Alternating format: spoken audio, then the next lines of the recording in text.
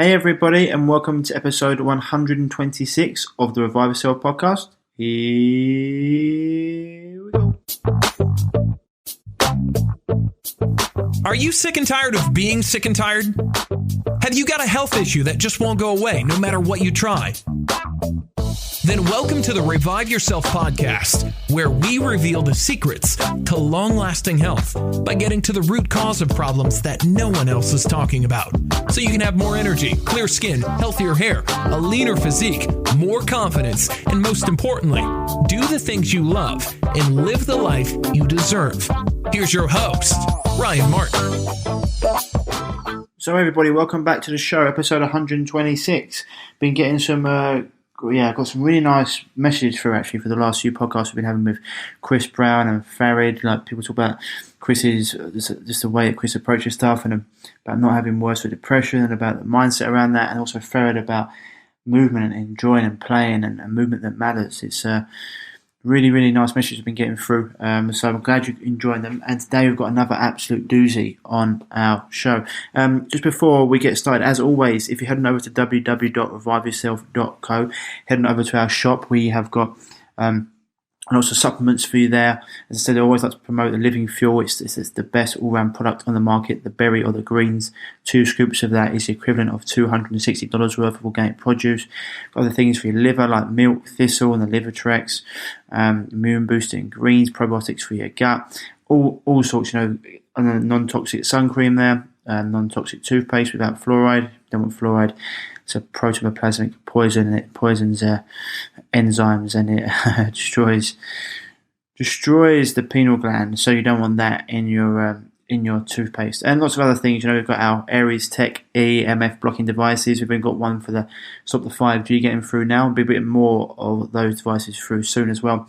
Got our whole house water filtration systems from Aquaterra too. Whether you've got a 1, 2, 3 or 4 bedroom house, soft or hard water. It takes out 99% of all nasties. That's a brilliant water filtration system.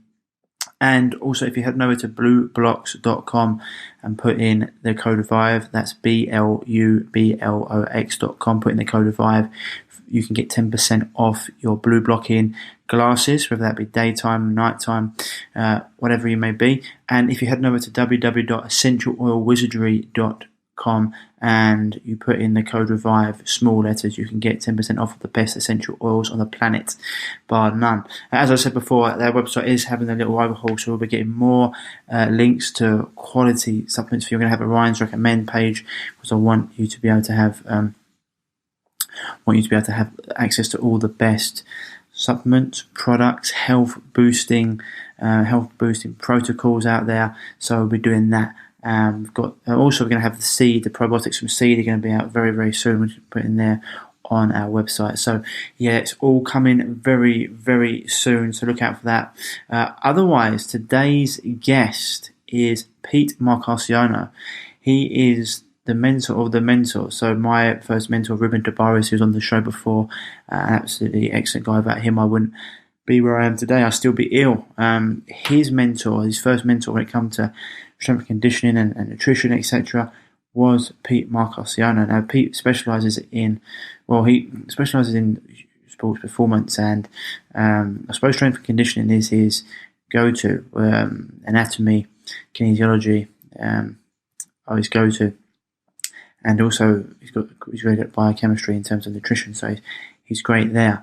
And you're going to see this guy doesn't really give many interviews. He's very introverted. He likes to keep himself to himself. So getting him on was an absolute coup. So really can't wait to get this out to you. And we talk about lots of things, not just sports nutrition. We go into like society as a whole. So without further ado, here's Pete. Enjoy, and I'll see you on the other side. Yeah, but I won't say anything private, confidential. I'll rarely mention names unless I can. Fair enough. Back in the Haymaker gym for the interviewing the mentor of the mentor. So, it was. You're Ruben's mentor, right? Well, no, he's my friend. Well, that's how you first started. You used to train him, right? I did used to train him, yeah. Yeah.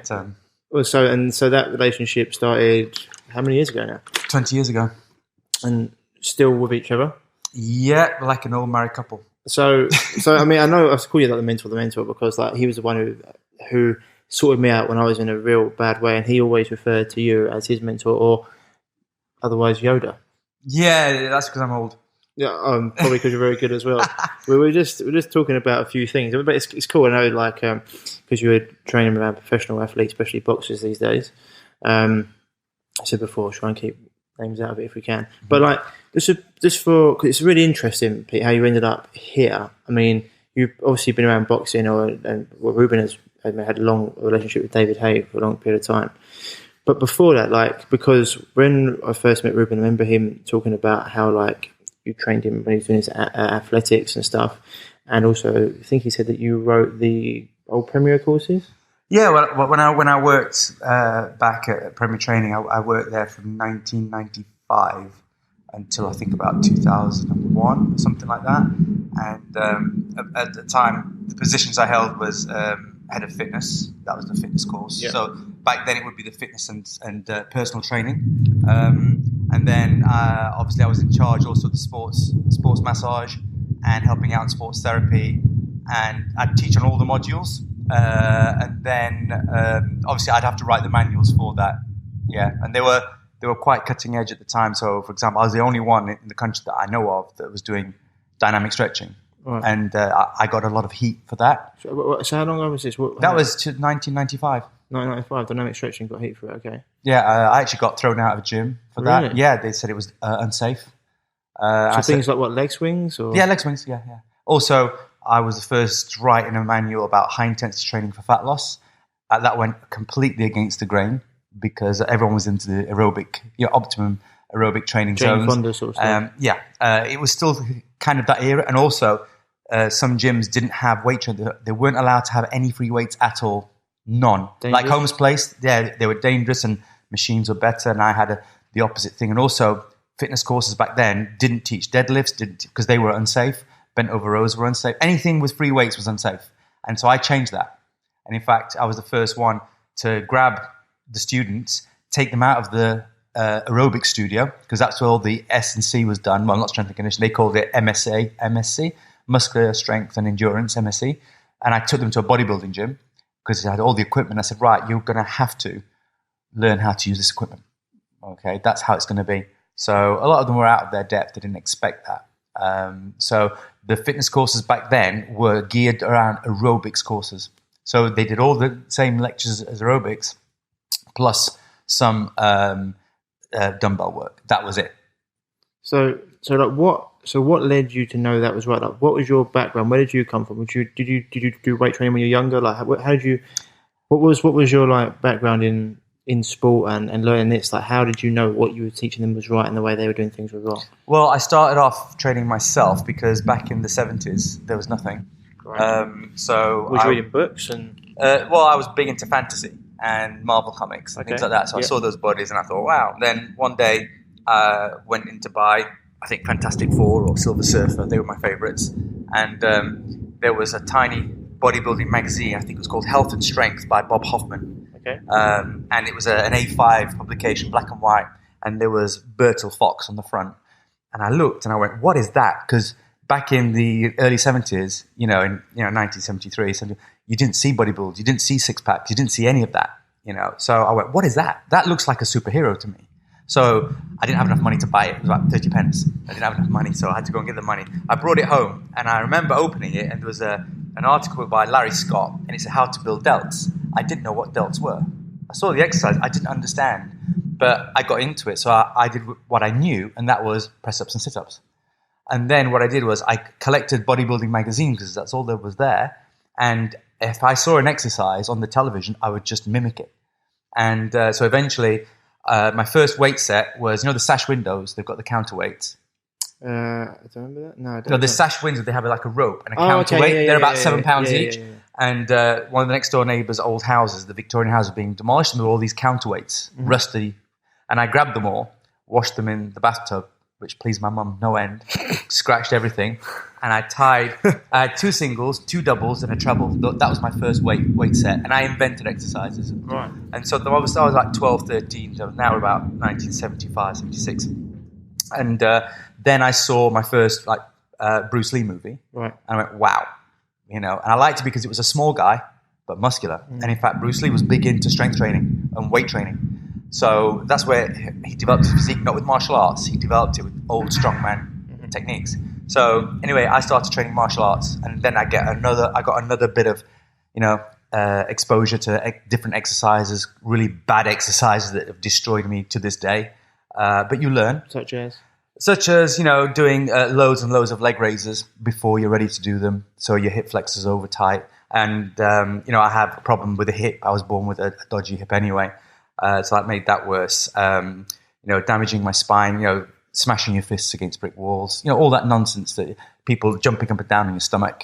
I'm 13 years of age, and I've got this guy weighing 15 stone jumping up and down on my stomach, hence hernias, things like that. So then what happened was I trained.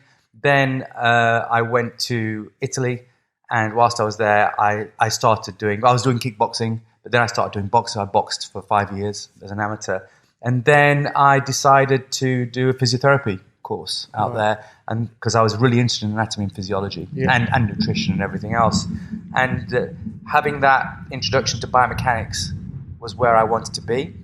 And although I worked a bit as a physio out there, I started to help other people, not just boxers and kickboxers, but tennis players, football players, with their biomechanics and injuries and prehab and rehab. And ever since then, I've just delved into biochemistry, physiology, anatomy, physiology, and kinesiology. Those are my passions. And I just apply them to all the sports that I have. And when you understand, I've always said, when I used to lecture, I said, if you understand your anatomy, physiology, kinesiology, nobody can fool you, because someone comes out with a new gimmick or a new machine or a new type of exercise. I'll look at it and either laugh or go, "Oh, it's really good." You can tell. You don't need to be an expert in that particular. Like, for example, I can tell a good Pilates instructor from a bad one because I know biomechanics. It doesn't make any difference. So you don't have to be an expert in Pilates. Or someone came to me and wanted me to train them to be the world eskrima champion. That's stick biting. Oh, okay. And of course, I don't know eskrima, but I know biomechanics, so I helped them. They won. So as long as you know that kind of stuff, you can design something. Now, if you have a particular, like my background is martial arts and boxing and weight training, but if I train a fighter, I've got a lot of knowledge there because I fought myself. But even though I'm involved in certain sports that I haven't done, like tennis, I've worked with elite tennis players at a junior level, I can work out the biomechanics for that, and it works. So that's why my philosophy has always been, be really, really good at the basics. That way you can face, anything else. And what are the basics? Anatomy, physiology, and kinesiology. And if you want to know your nutrition, you need to know your biochemistry. So a lot of people go and do nutrition courses, and for me, it's a big mistake because they don't teach enough of the basics. So if you don't know how the cell works, then all you've got is like, okay, someone has pernicious anemia. Okay, you need to give them B12. Okay, well, what type of B12? Well, unless you understand your biochemistry, you're not going to understand what you're actually doing. So that's what I'm talking about. And it's like when I was lecturing, in fact, I left Premium for my own company because I was dissatisfied. I wanted to be even stricter. I wasn't happy with what I was teaching because it had to go up to NVQ level 2 and then eventually NVQ level 3. But I wanted to give more. So I tried it, and I understood then why they didn't do it, because people can't take it in such a short period of time, because it's like the whole diploma was 3 months. It got me to thinking. I'm saying, no, if you're going to do this properly, you really need to delve into it for years. It needs to be like a university course. I think that you can definitely do courses like, YMCA courses, Future Fit, Premier. All those courses are fine, but you have to continue. Those 3 months, it's like being a driver. If you pass your test, it doesn't mean you're a good driver. You have to continue driving. Yeah. It's the course that I always say to people, like, if it wasn't for Ruben and then obviously learning from him, the course that I push people towards now is Paul Check. It's like the Check Institute. It's basically everything you said, like it's everything you're talking about, and it even goes into like the mental, emotional stuff as well, how it can affect the body, how that affects, how it can affect different organs, how it can affect muscles on the same lines to it, the auxiliary nervous system. It goes into everything, which is really important. And as you said, because a lot of these courses, it's like you do a day or a weekend and all of a sudden you're a coach, and it's like, how much do you actually know, or how many people have you dealt with? And this is like, I remember I spent 3 years like training with Ruben and listening to him every week about things we were doing before I even thought I had like basic understanding of what was going on. I mean, I remember when I first went to him and the problems I had, and he's like, right, you're very, very toxic. You can see from my tongue you've got candida. He said, if you have things like you've got this going on, you're eating the wrong diet. And I was like, all these specialist consultants, specialist quote unquote consultants, doctors didn't like, just made me worse, but haven't said anything that he said. How does he know this? And it's what I say to people, because sometimes people say to me like, what are your qualifications? And I say, well, I've got a degree in this, but if I used it, you'd be even more ill than what you got today. So my real qualifications are learning from someone like him, my other mentors that I've gone through. I've done courses and I spoke to like, I've done 125 hours now of interviewing people, or more than that. Like some of the interviews last 2 hours, like interviewing people, learning myself, going into books, researching things that he told me to read. You know, Ryan, read this book, look at this lecture. And I think that's invaluable because you actually come across things at work, and then I'd say people like, look at the results people get. Because unfortunately, as you said, like a lot of these courses now, they have to be dumbed down because one, a lot of people can't take the information, and two, it's all about getting people's money, and people don't want to do a course that they're going to fail, right? And so that's something like that's probably. I mean, did you? Is that why you left? You said you got kickback. Was it hard? Like, because it's really weird. You saying then about those bodybuilding magazines that you read, or like the Marvel magazines you read. Back then, bodybuilders were more like strongmen. Their physiques were like strongmen. They look phenomenal. Now, bodybuilding's got to a point where it's almost a bit like a bit of a clown. Everyone's so big, it's like a joke. They were taking like extra insulin. They're doing things. I mean, they've even developed more. I think like one of the bodybuilders has even developed another muscle in his back because of some of the things he's done. I don't know what it is. It's like it's a bit of a freak show, whereas before it was actually like bodybuilding strong. People were strong. They looked phenomenal. And now it's got a little bit like everything in the world. It's almost got subcategories of subcategories, and it's not true. So I mean, my point of view, was it like, how hard was it back then? Because as you know, pioneers have got arrows in their back. That's how you know them. Was it hard teaching or trying to tell people in the Premier course or even students that this is what you've got to be doing? This stuff isn't going to get you far. You mean specifically during that period at Premier, or working with athletes during that period? You know, but I mean, it must have been half of both, right?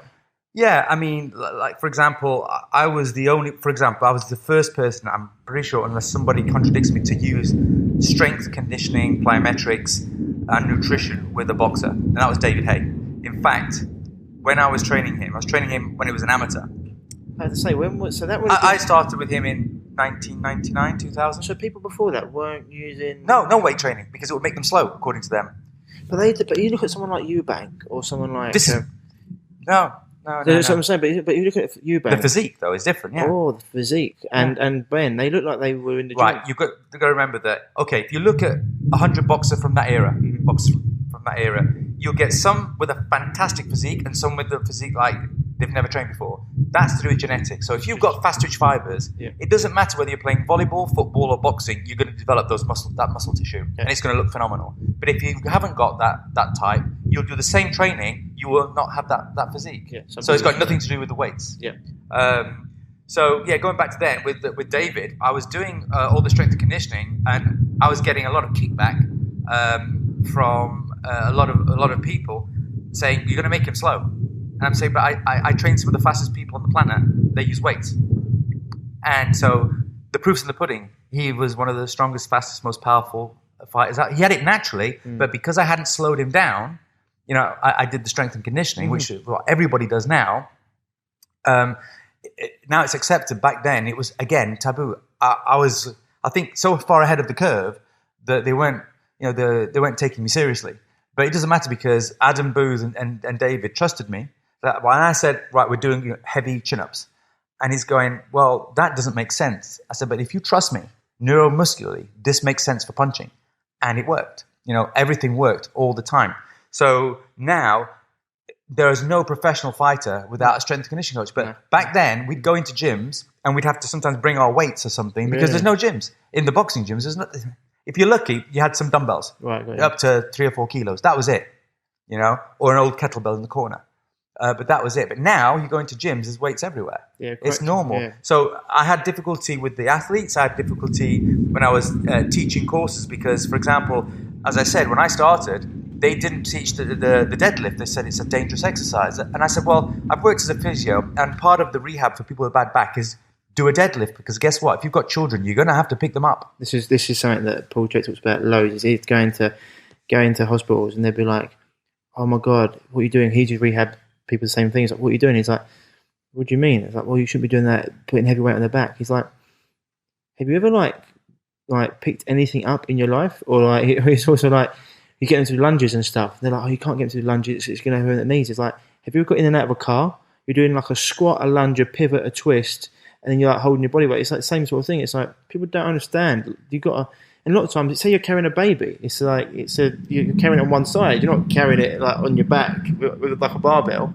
And it amazes me that sometimes people say, oh, well, we've always done it this way, sort of thing, or they say the truth and it goes through 3 phases, right? First it's violently opposed, then it's sort of like accepted, and then it's like taken as their own.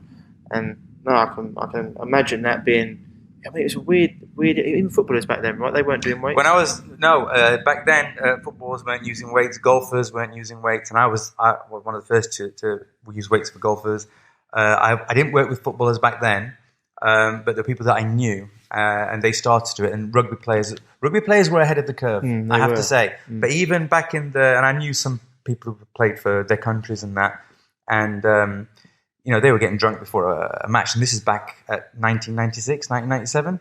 But then rugby cottoned on. That was 96, 97 was when it just turned professional. That was the last Lions tour of there being. Because it's weird, because you look at the NFL, they were like NFL and rugby, like NFL were doing weights. I mean, they were the size of them guys, and they were really fast. And you see, so it's strange to me that were sprinters back then doing weights? Yes, they've been doing weights for decades, because basically they learned from the Russians. Strange, isn't it then, that people think that you get slow when sprinters are doing weights? Well, that was my argument.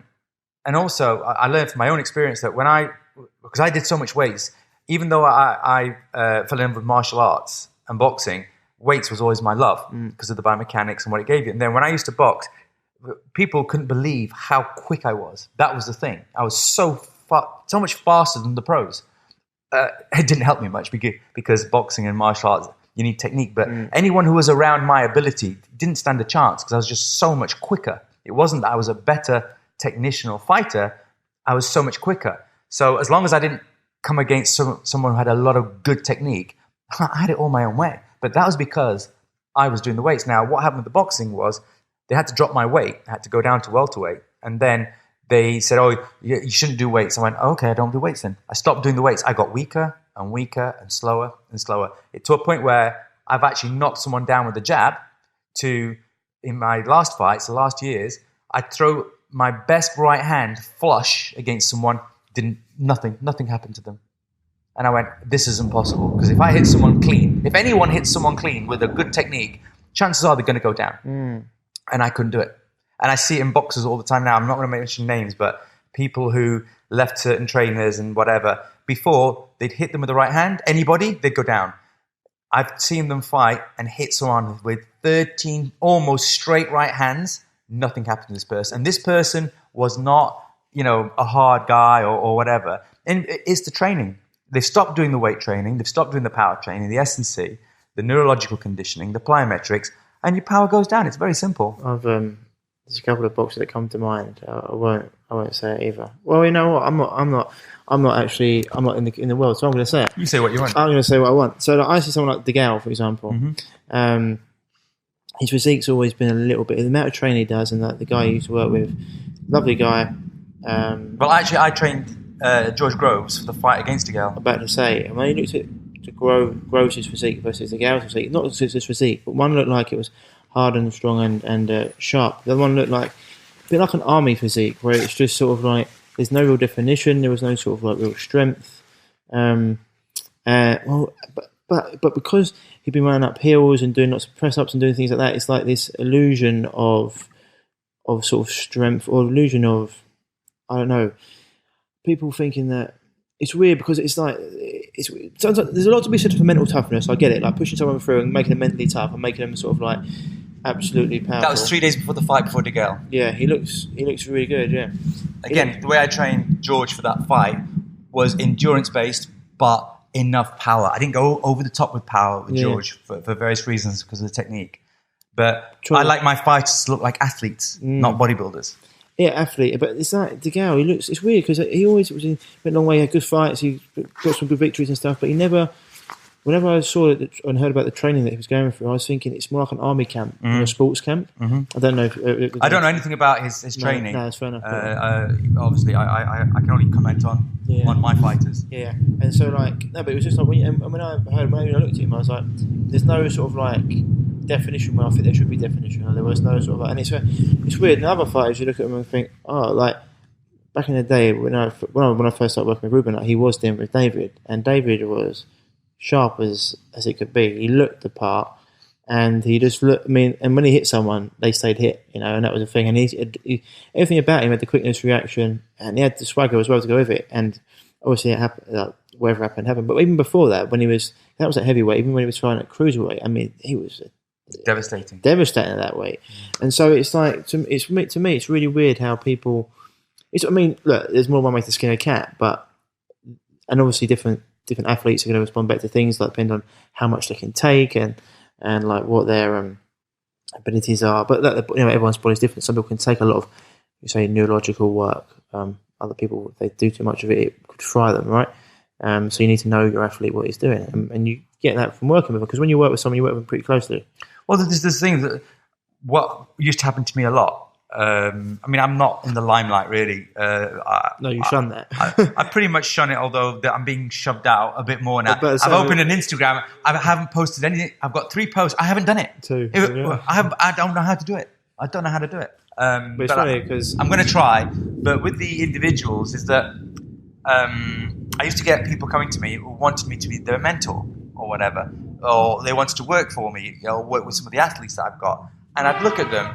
And they literally either just come from a course or a sports science degree, and they want to work with the best guys in the world. And I say, whoa, you've got to pay your dues. Because if training someone was as simple as getting their height, weight, muscle biopsy, whatever, do all that, punch in the numbers, and hey, presto, here's your program. It's not. You've got to spend at least, I would say, 3 years with an athlete, almost on a daily basis, to know all the ups and downs, to know what works, what doesn't work. But who does it nowadays? Exactly. What they want is they come in and do their magic. Now, I do consultation work, and I've done it recently. I've come in, literally in a couple of weeks, I've managed to change something around. Now, if I thought I couldn't change it around, I don't know what's going on, I'll tell them straight away. But if I think, hold on a minute, there's something quite wrong here. How long does it take to consultate? A consultation with me? Yeah. Well, it depends. If someone just wants to do a health consultation or whatever, I just do an hour's consultation. Give them what's wrong, what you've got, let me have a look at something. But if it's an athlete, then it takes a bit longer. It takes about a week because I've got to watch them, got to observe them doing their specific training, all the different types of training, and also I've got to look at them compete. I've got to look at them, if it's boxing, look at them spar. If it's racing, I've got to look at them race, that kind of thing. So it takes about a week. But what it is also as a coach, whether you're a nutritionist or you're a strength and conditioning coach or anything, you have to pay your dues, and these people aren't doing it. I mean, I trained David as an amateur for nothing, for no money, for 3 years. I only got paid when he turned pro. So what did you do in the meantime to earn the money? I was working in a gym as a fitness manager. Right. All my athletes were amateurs. Ruben was an amateur. I had a couple that were paying, but I get paid on commission. And if you've got people who are right at the bottom of the pack, they haven't got any money, And it's only when I started getting, my fighters and my athletes to a certain level that I started earning money. I didn't have to do that anymore. But I paid my dues, and even before then, I paid my dues by training myself. And a lot of these trainers have never really trained themselves. And I'll tell you one more story that during an assessment, and I was actually helping out when you're doing aerobics, to get your aerobics qualification, you have to... on your assessment, you've got the person who took you through the course plus an external assessor. And this is many years ago, so I'm not saying which federation it was or whatever. And what would happen is I would sometimes drop in and help them out on the anatomy and physiology for the aerobics course. It's just an hour lecture, so it was easy money for me. I just drop in and go away. But I actually dropped in on an assessment. And what happened was one of the girls, during her aerobics session, you do some press-ups, you do some sit-ups and whatever. She did squats. and press-ups and sit-ups. And she came back in where with people waiting to be assessed, and she was in tears. And she says, Pete, do you remember when you took us for anatomy and physiologist? Yeah. You said that you use hamstrings when you're squatting. I said, yes, I did. Well, the assessor said you don't. And I said, really? Fine. Let me go and have a chat. So I waited for a recess, and I went up and talked to him. And I said, excuse me. I said, I think you do use, hamstrings in a squat. He says, no, you don't. I said, yeah, you do. No, you don't. Yes, you do. No, you don't. And this went on for a while. And then he got a bit uncertain. So I took him apart, and I just went, okay, is a hamstring muscle or are the hamstrings a monoaxial or biaxial muscle? Already I've lost him. Didn't understand. And he said something. What about Laseg's paradox? Oh, really? Where did you read that from? Some label? He didn't really know what it was. And what it is that when you're squatting and you're going down in the eccentric phase, hamstrings are contracted, but you don't need them to contract to pull you down. But it's not a paradox because it's not pulling you down. It's stabilizing your knee as you're going down. Now, the guy didn't even understand that. So I went on and I went through the whole anatomy of the hamstring. And I said, I can guarantee, sir, that you have never, ever squatted your body weight 10 times ever in the history of your life, have you? And he went, well, no. Because if you had, you'd feel the next day that your hamstrings hurt. And he was good enough to go, you're right. I'll have to apologize. I said, yeah, but see, that's the problem, that just because you're an assessor for a certain thing like aerobics, you know everything about aerobics, obviously, otherwise you wouldn't be an assessor, but you're not an expert in anatomy and physiology. So what gives you the right to assess someone on that? And that's the issue. Pay your dues if you're going to assess that. So coming back to the argument of knowing your client, if you don't pay your dues, you don't follow athletes or a team for years and years and look at what happens. If you want to do periodization, how are you going to do periodization if you don't follow them through a whole macro cycle and multiple macro cycles? And that's I think is one of the main issues today. Is they think, oh, I'm going to learn how to take this supplement for that. I'm going to learn this kettlebell snatch for that, and that's going to solve it. No, it's not. And it's only because you don't have the experience. You have to have the experience. You have to have the knowledge. Now, if I recruit, I only recruit on character. I don't recruit qualifications, because if they don't have the qualifications necessary for legal reasons or insurance, I'll make sure they go and get it. But I'll take them and I'll teach them what they need to know. But I can't teach them their personality. I can't teach them humility. I'm not full of humility. I know what I know, but I know what I don't know. So when someone comes to me and says, what about, I have no idea, go and see such and such. And that's lacking today too. 100%. I mean, I don't think this is like, yeah, I got that from the outsider coming in. I got that, like, Ruben wouldn't have continued to talk to me or teach me certain things if he didn't think I was someone who had the aptitude to go away and learn it myself. For example, if he said, Ryan, watch this, and I'd come back and ask me a question about it, if I hadn't done it, he'd be like, all right. And it's very similar. Like, I got that. I think you're even above that level. Like, for example, I don't think we'd be sitting here today if you thought I was a bit of a time waster. Of course not. Yeah, exactly. And so, but that's really good, because people, so much is like given away today because people obviously just want money. As you said, look, it's really simple. I can take some of the courses. People say to me, Ryan, what course you do? I'd say like certain courses for people to take, because, for example, in my degree, it got to the point where even at that level, or even I don't know, I was actually going to do because when I started with Ruben, actually, I started to look into like the College of Naturopathy.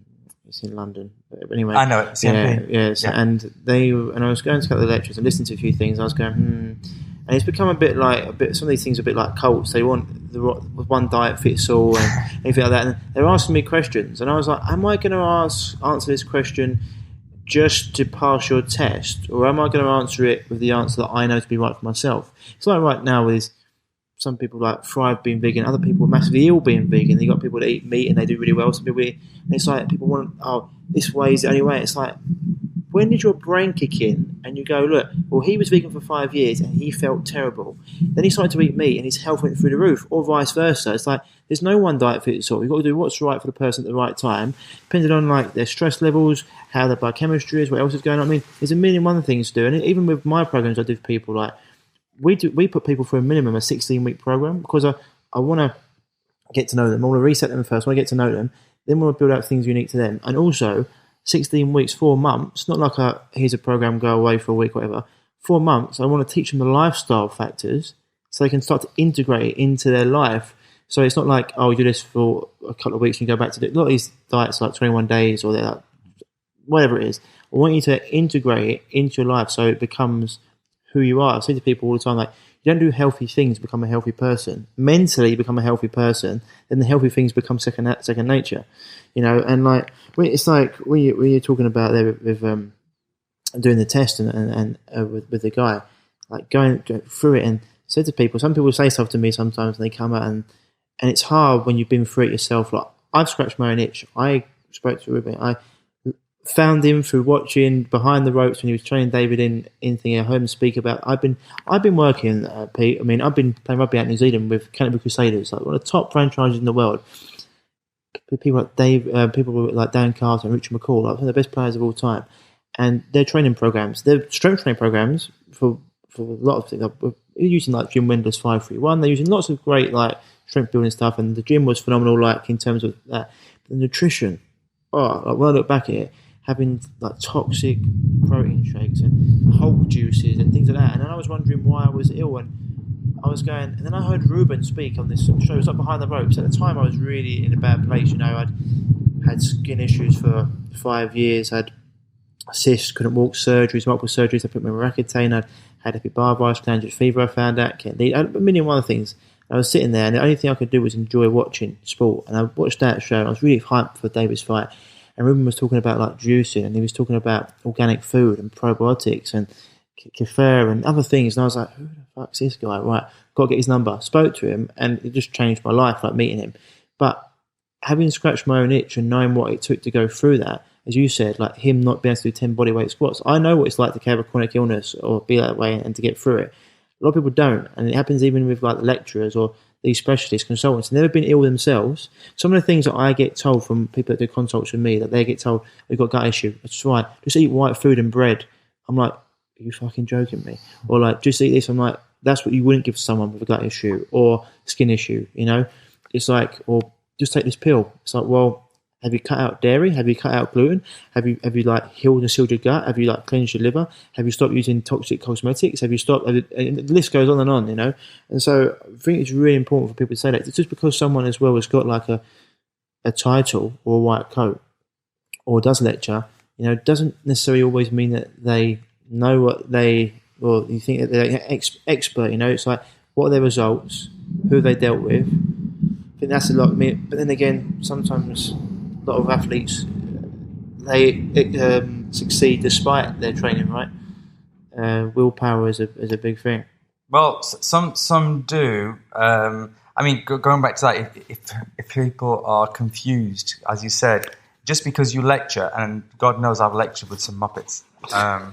In fact, it got to a point where I had to train lecturers up, and sometimes I was asked, right, which ones can make it, which ones can't. I was bang on every time, like, no, yeah, no, yeah, And sometimes they let the no's stay, and they had to get rid of them. Because, you can teach people things up to a certain point, all right? And it's like, I had a trainer, and I'll just say that I was fitness manager at Third Space in Piccadilly, and we had loads of trainers.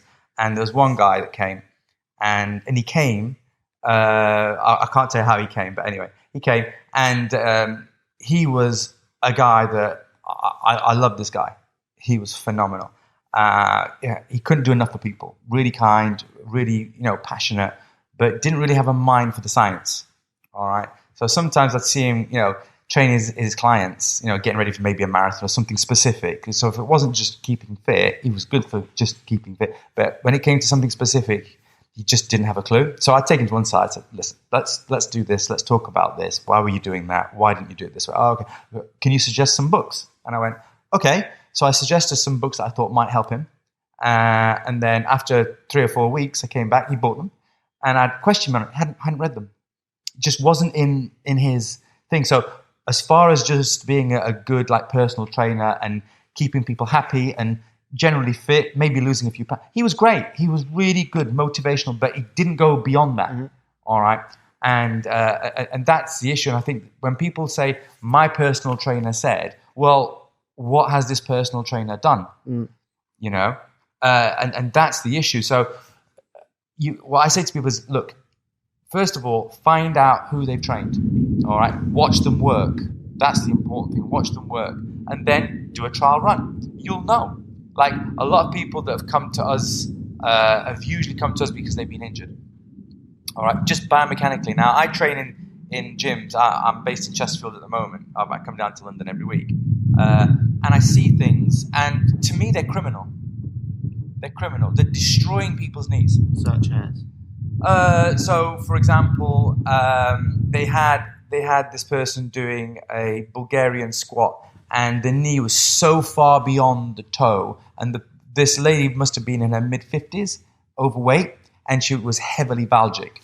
Pushing forward. So the knee was going forwards and into valgism, and there's also rotation on the tibia. So basically, one of the first things that's going to go there is the cartilage, the meniscus. That's gonna go. If you're lucky, if not, the medial collateral. So then that's just one. Then you see people doing things like, just to make a twist on something, or they've seen it on the internet, they do the lateral raise and they hold it there and they twist like this. Now, all you're doing there, this is just abducting the arm and then rotating. So all you're doing there is you're grating the head of the humerus against the top of the acromion. You've got a bursa under there, you know? So it's just this kind of thing. So what I say to people is just have a try. I mean, if you're an intelligent person, you'll know eventually. You might take a few knocks, but it's the only way, you know? We learn the hard way is a lot to be said for that. I say to a lot of people when they say stuff to me, I go, cool, mate, learn the hard way. Or people tag me and stuff on the internet sometimes. I'm like, let them learn the hard way. It's the way I learn. Best way to learn sometimes. Like, unfortunately, it is though, isn't it? Right? Because if you'd rather people not have to learn the hard way, but if people keep and you're saying, cool, because at the end of the day, like, you can only say what you said a minute ago about the character. You can always, as long as they got the character, that's a huge thing, you know, having that character to be able to say, go and learn that is fine. If you know what they're like and they'll do that and they're adept, and that sort of person, it's brilliant. And also, what you're saying there, if you're passionate about something, for example, you just saw me open up there, I had a million videos going up about what I'm learning about, right? And I'd say, like, that's because I'm just passionate about it. Like, for example, anatomy is probably my weakness, okay? Because I'm not, like, I'm in the gym, I know basics. When it comes to certain things that you're talking about, I'd be like, okay, CP. When it comes to, like, my passion, I love nutrition, I love mental emotional side of things. I love basically resetting the body. When it comes to like such structural assessments and stuff, I'd send someone like you or someone else like you, certain things. You know, it's not my expertise. I know the basics, but not enough to. If someone was injured, I wouldn't be the person to come to. I'd be like, right, go and see this person. I've got people for that, and I think it's really important because a lot of people will be like, I think their ego is like, oh, I can do this, and they fuck someone up even more. You know, like, why don't you just send them to someone that knows what they're doing, right? Because you look like a genius as well. When I send people to my guys, they're like, oh, right, he sorted out a problem I've had for 5 years. I'm like, yeah. You look better though, don't you? It looks better on you because you're not made him worse, you made him better. So it's just, I think that's a huge point, like having that passion for what you do is huge because, as you said, if you haven't got the passion, you're not going to read the books, you're not going to do the work. And if you're not going to do it, then you're never going to... I can say, though, that you do have to have a certain IQ. Oh, you do have to have because I've had another trainer at another place, a different gym, and this person, it didn't matter what I did, and I used to teach regular lectures every week to the staff, just to keep. That's very strong. That's what I would do, you know, and then I try to invite people that I know who, like you said, know more about different areas, and let them come. They owed me favors, so they'd come in and give a lecture, and you know, it was appreciated, and I'd sit in and I'd learn something too, which is fantastic. But this person, didn't matter what you did. As an example, I gave a lecture on strength training. Okay, so, you know, basic stuff, you know, 3 to 5 reps, you know, 3 to 5 minutes recovery, and, you know, you can have a higher volume but lower intensity, all that kind of thing. You know, you can do drop sets, you can do pyramids or whatever. I don't particularly like them, but hey, some people use them. You know, you can do wave cycling. There's loads of things, but I gave them like a very basic, because sometimes in that gym, it wasn't a sport-specific gym, but sometimes people wanted to get a bit stronger because maybe they play football on the weekend, they wanted to improve their basic speed, so you need to get a bit stronger before you get more powerful. Anyway, next thing I know, I see this person giving a 5x5 squat, so that's 85-90% of your maximum, on this elderly gentleman who's never trained before, had no technique, I said, why are you doing this? Oh, well, I thought they need to get stronger. But they've never done anything. If you just made them do body weight squats, they'd get stronger. What are you doing? It's brilliant. So, I mean, I can tell you loads of things like this. And it's like, you don't have the IQ to do this work. Please do something else. The problem is with it, I've seen people go to different gyms and come out and go, well, you're in your first session. They're like, oh, they gave me a 70 kg back squat. I'm like, what the fuck? The problem is with people, right? It's actually twofold, in my opinion. One, the client doesn't want to put in the work that has to go from A all the way to Z or whatever, Z for American people out there. They want to just like get a body they want in 8 weeks. They don't understand that, like, you know, it's one thing I've mentioned this before. Like Paul Checks has got a great thing about CrossFit. He says, like, there's no wrong exercise, there's bad exercise, it's incorrectly prescribed exercise. And also, like CrossFit, for example, I've got nothing against CrossFit. It'd be like having something against knives.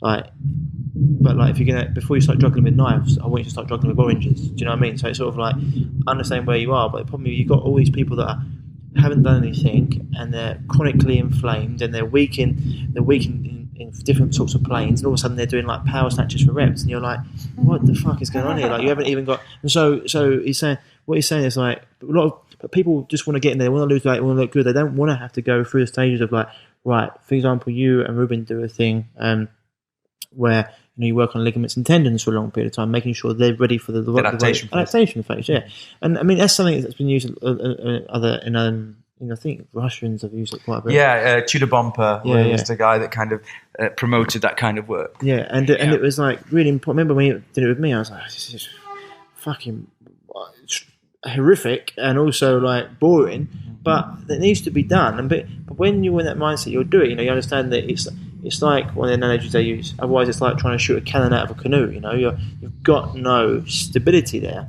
and it's all built on this. It's all image and no substance. Whereas, and similarly, like the client doesn't want to have to go through that and understand it's a journey. Are you in it for the journey? Are you here for the longevity? Or are you here just to look good for 8 weeks and go back to doing what you're doing?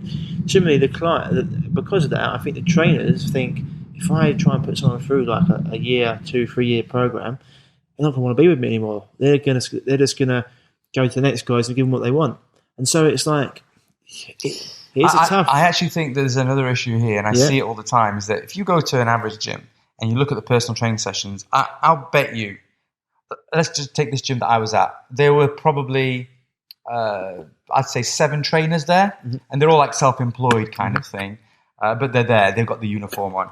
And there was one guy there, and I watched him, and I thought to myself, I think that guy must have done like a sports science degree because of the way he constructed his program. Because I'm looking out of the corner of my eye, and also his exercise execution was technically very correct. And I never saw him overload someone who I didn't think couldn't take it. So I thought, that's a good guy. If I had to employ someone on the spot, I'll go there and I'll grab him. I'll say, could you come and work with me? But the others, what they would do, all of them. And staff turnover is quite high. So over 4 years, it's been like 16, 17.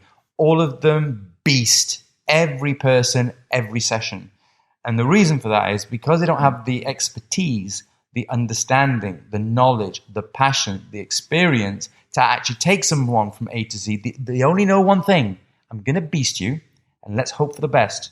Which is the same thing a lot of coaches do in sports. When they've got like 100, 200, 300 athletes, they'll beast everybody. Whoever survives must be the best. That's the American way. Exactly. Or it was the Soviet way. Yeah. All right? Because they only want them in that era ready for the Olympics. And then if they drop dead the next day, it doesn't matter because I've got another 100,000 the way the NFL works as well, I suppose. Exactly. But obviously, if you're looking at personal training and people want to get healthy, and like you said, with all those other issues like gut biome, maybe biomechanical issues, maybe mental issues, you need someone with a certain amount of tact, experience, knowledge, patience, and confidence. Because if you're not confident as a trainer, you're going to go straight to beasting. And that's the biggest issue. All these trainers know that they don't know because they've got all these clients and they don't know which one's going to improve or not. It's just suck it and see. Whereas if you know what you're doing and you've got 20, 30 clients, whatever, you know where you are with each one of them and you know where you're going. And the other side of the coin is the clients or the athlete. Like there are athletes I would never work with. And I've literally had sessions with them and I've walked out going, no, thank you, not for any money. All right. Whereas athletes I've trained for free, no problem at all. Like when you've got money, you pay me. All right. Because it's the attitude of the client. So if the client comes in and you've got a certain client that they've asked you for a discount. Okay. That's always a bad sign.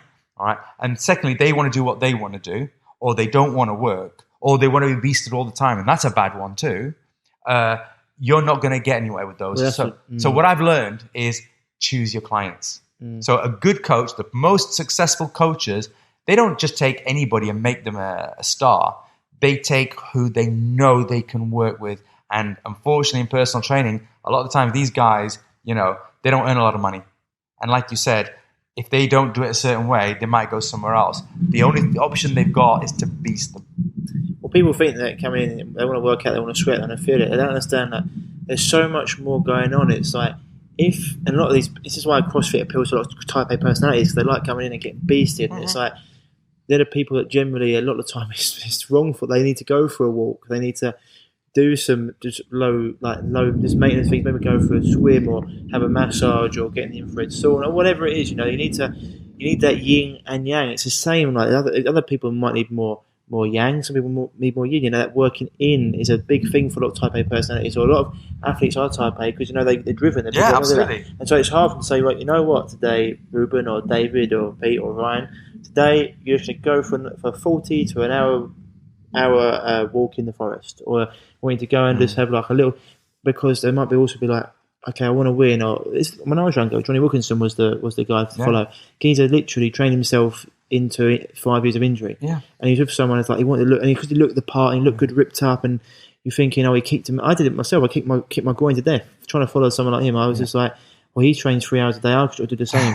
When you get older, you realise it's not the amount of training, it's the quality of the training you're doing and understanding it and the other things around it. And so I think that it is hard because also a lot of people don't. I think it's just calories in, calories out. They don't understand how much adding that extra stress will affect your hormones, and then that affect your sleep. And then maybe if you've got 8 hours you sleep but you don't wake up and you never feel rested, well, how are you actually feeling? And then like, what's your heart rate today? And then a million other things, the inflammation that you get from not sleeping properly. You can throw herbs and spices and all different sorts of nutrition at people, but if you're not sleeping properly, you're never going to recover. Your immune system's never going to be at the right its potential. It's just one of these things. It becomes expensive dogs chasing an expensive tail. And one of the things, to an athlete, it is hard though, especially with people that maybe they've been dealing as well, like an athlete or a person they've been dealing with, like they've always had a weight issue in their head. Yeah, so they've always battled weight gain, and so them not working out and not feeling like they burn their calories for the day can be a mentally challenging thing for them, because they're like, well, I need to sweat, I need to do something, and so it's like having the knowledge to actually explain to them what you're doing and how your body's rebalancing. It's a huge part of it. I mean, it's one of the things that I actually learned from Paul Chek and what the Trekkies was like, that working in aspect. I always understood like meditation, the benefits it would have, but then it was more like the breathing, like Wim Hof does his breathing and stuff, but there's like just a breathing aspect in between sets, or like going for a walk and having and maybe just having time with loved ones and other things that you don't have to always be in the gym, and even if you are in the gym, sometimes just doing things that are a little bit more just movement based, rather than lifting something heavy or pushing yourself to it.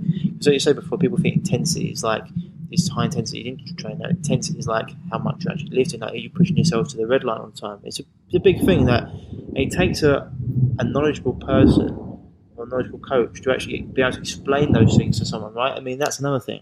It's like I said, go back to these training companies, all the training companies, let's say in this country, even the big ones, the small ones, I mean, when I was, training people at Premier, you only got 12 weeks of these people. And trust me, that course was packed with information. And these guys had to do an exam every week. It was flat out. And you could see these people, some of them would break down and whatever, you had to help them out. And Premier had a really good support structure. I have to say. Well, I can't comment. I can only comment what happened back when I was there. And because it was small, because it was before, I was there when it expanded. I actually helped the expansion and that. and we tried to maintain as much as we could the quality. That's why we brought potential lecturers in and we tested them out. We threw out what we thought were the bad ones and supported the good ones, and we had tremendous lecturers there. Some stronger than others, but going back to this thing what you just said, now you've got 12 weeks or 4 weeks, whatever course you do. I don't know what goes on nowadays, but you've only got so much information you can give unless that trainee, just like I said, like driving, here's your license, but you don't have all the experience. You've got to be a bit slower when you start driving, even though you've got your license. Same with these guys, and we tell them, take it easy, get some experience, work alongside a more experienced trainer who maybe got their diploma 2-3 years ago, and now, they've gained more experience and they've learned more, because all those things that you just mentioned, it's impossible to fit into a 12, even a year course, even a 3-year course. Mm-hmm. You only get it through life experience. Mm-hmm. So, get your training wheels on, leave. And I always tell people, look, if you want to go into sport, for example, don't go and approach a professional athlete. Even if you've got a sports science degree or a master's, I don't care. Even a PhD, I don't care. I've worked with people like that. They don't know what they're doing. And you know that. But there are plenty of PhD people who know exactly what they're doing, you know? Yeah. But the thing is, why? Because they went out and they did it. So I say, look, you want to get involved in football? Good. Go and find an amateur squad, volunteer for free to help out and work with them for a year. Then you've got some experience. Then go the next tier up, and then go the next tier up. And that's how you get to where you go and try things out. I mean, the first person you try it out on is yourself, And that's why a lot of people would come. I didn't just work I worked in my own company. I worked for other companies. I did in-house training. And I saw a lot of people who never trained in their life get a certificate from somewhere and then go and train people. I'm going, well, you're not really going to do a great job. So my advice was always, listen, just for 1 year, train yourself as hard as you can. Get that experience. Then with the knowledge that you've gained from your course, with the life experience you've had, maybe you've overtrained yourself. Oh, I won't do that again. Or undertrained yourself, or not hit your marks, or you've done an exercise in a particular way and you hurt yourself, which is very common, especially with biceps or squats and that. You cause so many injuries, and they learn from that. And I think that this basic humility at the beginning of paying your dues just isn't respected. Like I said, people come to me, like we're advertising for help with some elite athletes, and people come, they've never trained anyone. One guy who was a sports psychologist wanted to work with some of our athletes. And I said, well, who have you worked with? The only thing was, this person was an ex kind of elite athlete, but had never really worked with anybody. But just because of that, they thought, oh, I can help someone. And I have to say, the one person they were working with who was an up-and-coming athlete, this person was the most depressed sports psychologist I've ever heard of. It was embarrassing to watch. And I actually took this guy aside because he asked my opinion on certain things. And I said, listen, if you carry on like that, you're not really going to help anybody. Plus, the advice he'd given one of our athletes was the worst advice this athlete ever got. And as a result of that, never did anything. I'm not going to say what the advice was, but when I found out, I went, oh no, it's over, and it was over. It's really, people have to be really careful, because especially when people, like when you're seen as a trusted advisor, what do they call it? An fiduciary? What's that word? Is it fiduciary? Or it's like a trusted advisor anyway. I think it's a fiduciary. Maybe I'm saying it wrong. So when you're a trusted advisor, your things you tell people have a lot of power. Yeah. You can change their perspective. You can change their outcome. If it's like when I played sport, if I did something and someone I respected said, right, that was terrible, it would not me. They told me, right, that was wicked, or we did really well. You come up, your chest to be like, but you'd be like a different player. Yeah, we're all like that. Yeah, we're all like that. But especially when it's someone like you really, really value them, and I think that people got to be really careful. Especially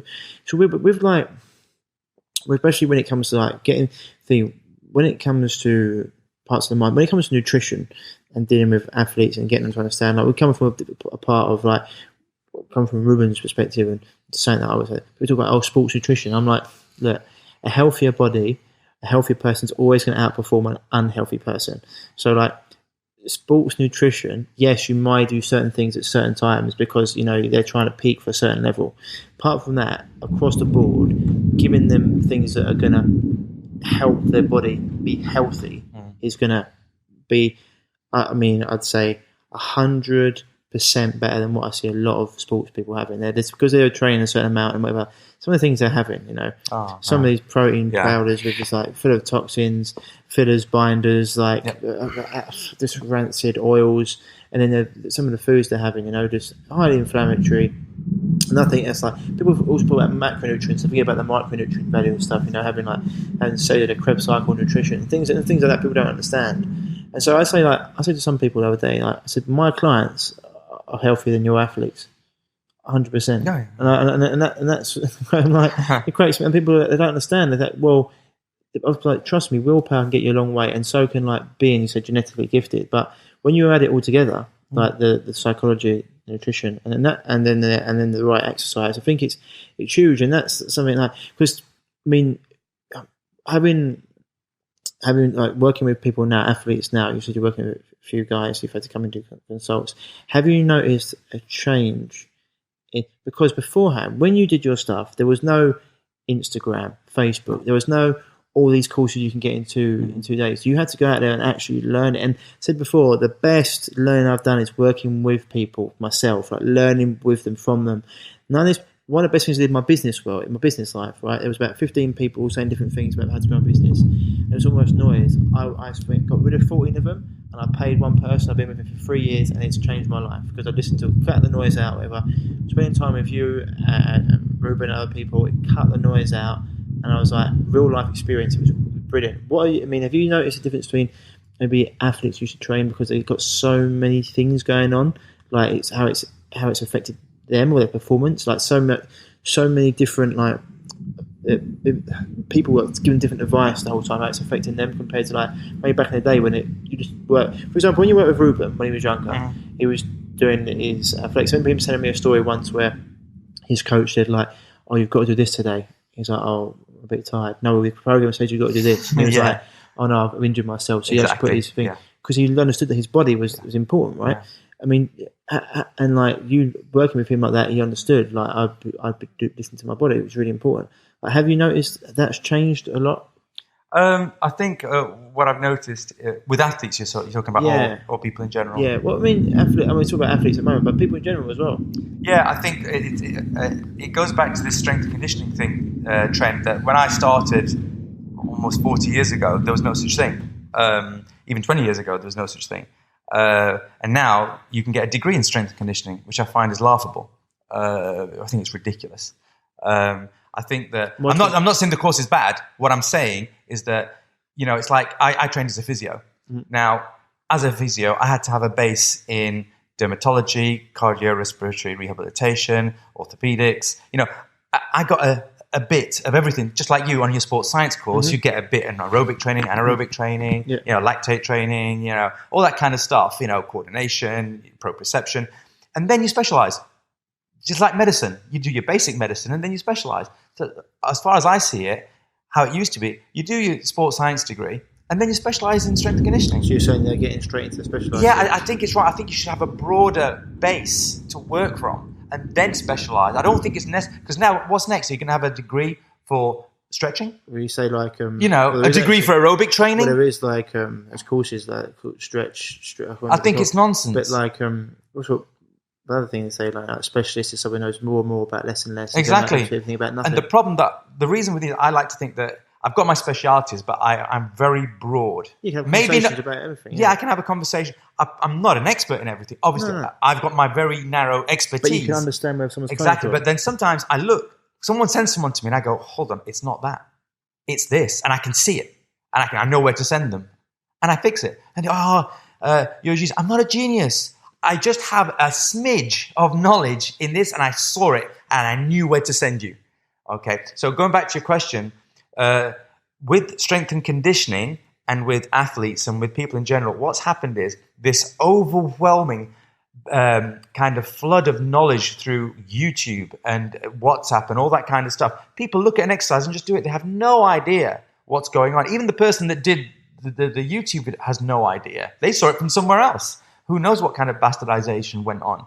And that's where the problems come across, and that's where I'm seeing it go wrong. Like strength and conditioning wise, when I had to learn something, I had these old tomes. I had books in French, Italian, English, and I had to, those diagrams looking at kinesiology and formulas and working out what muscle did what, which ligament tightened up at which angle, and that kind of stuff, and work it out. Now you've got all the videos and stuff like that. But I had to do that. And then if I wanted something on sports science, you're too young, but around Bloomsbury, there was a sports science library.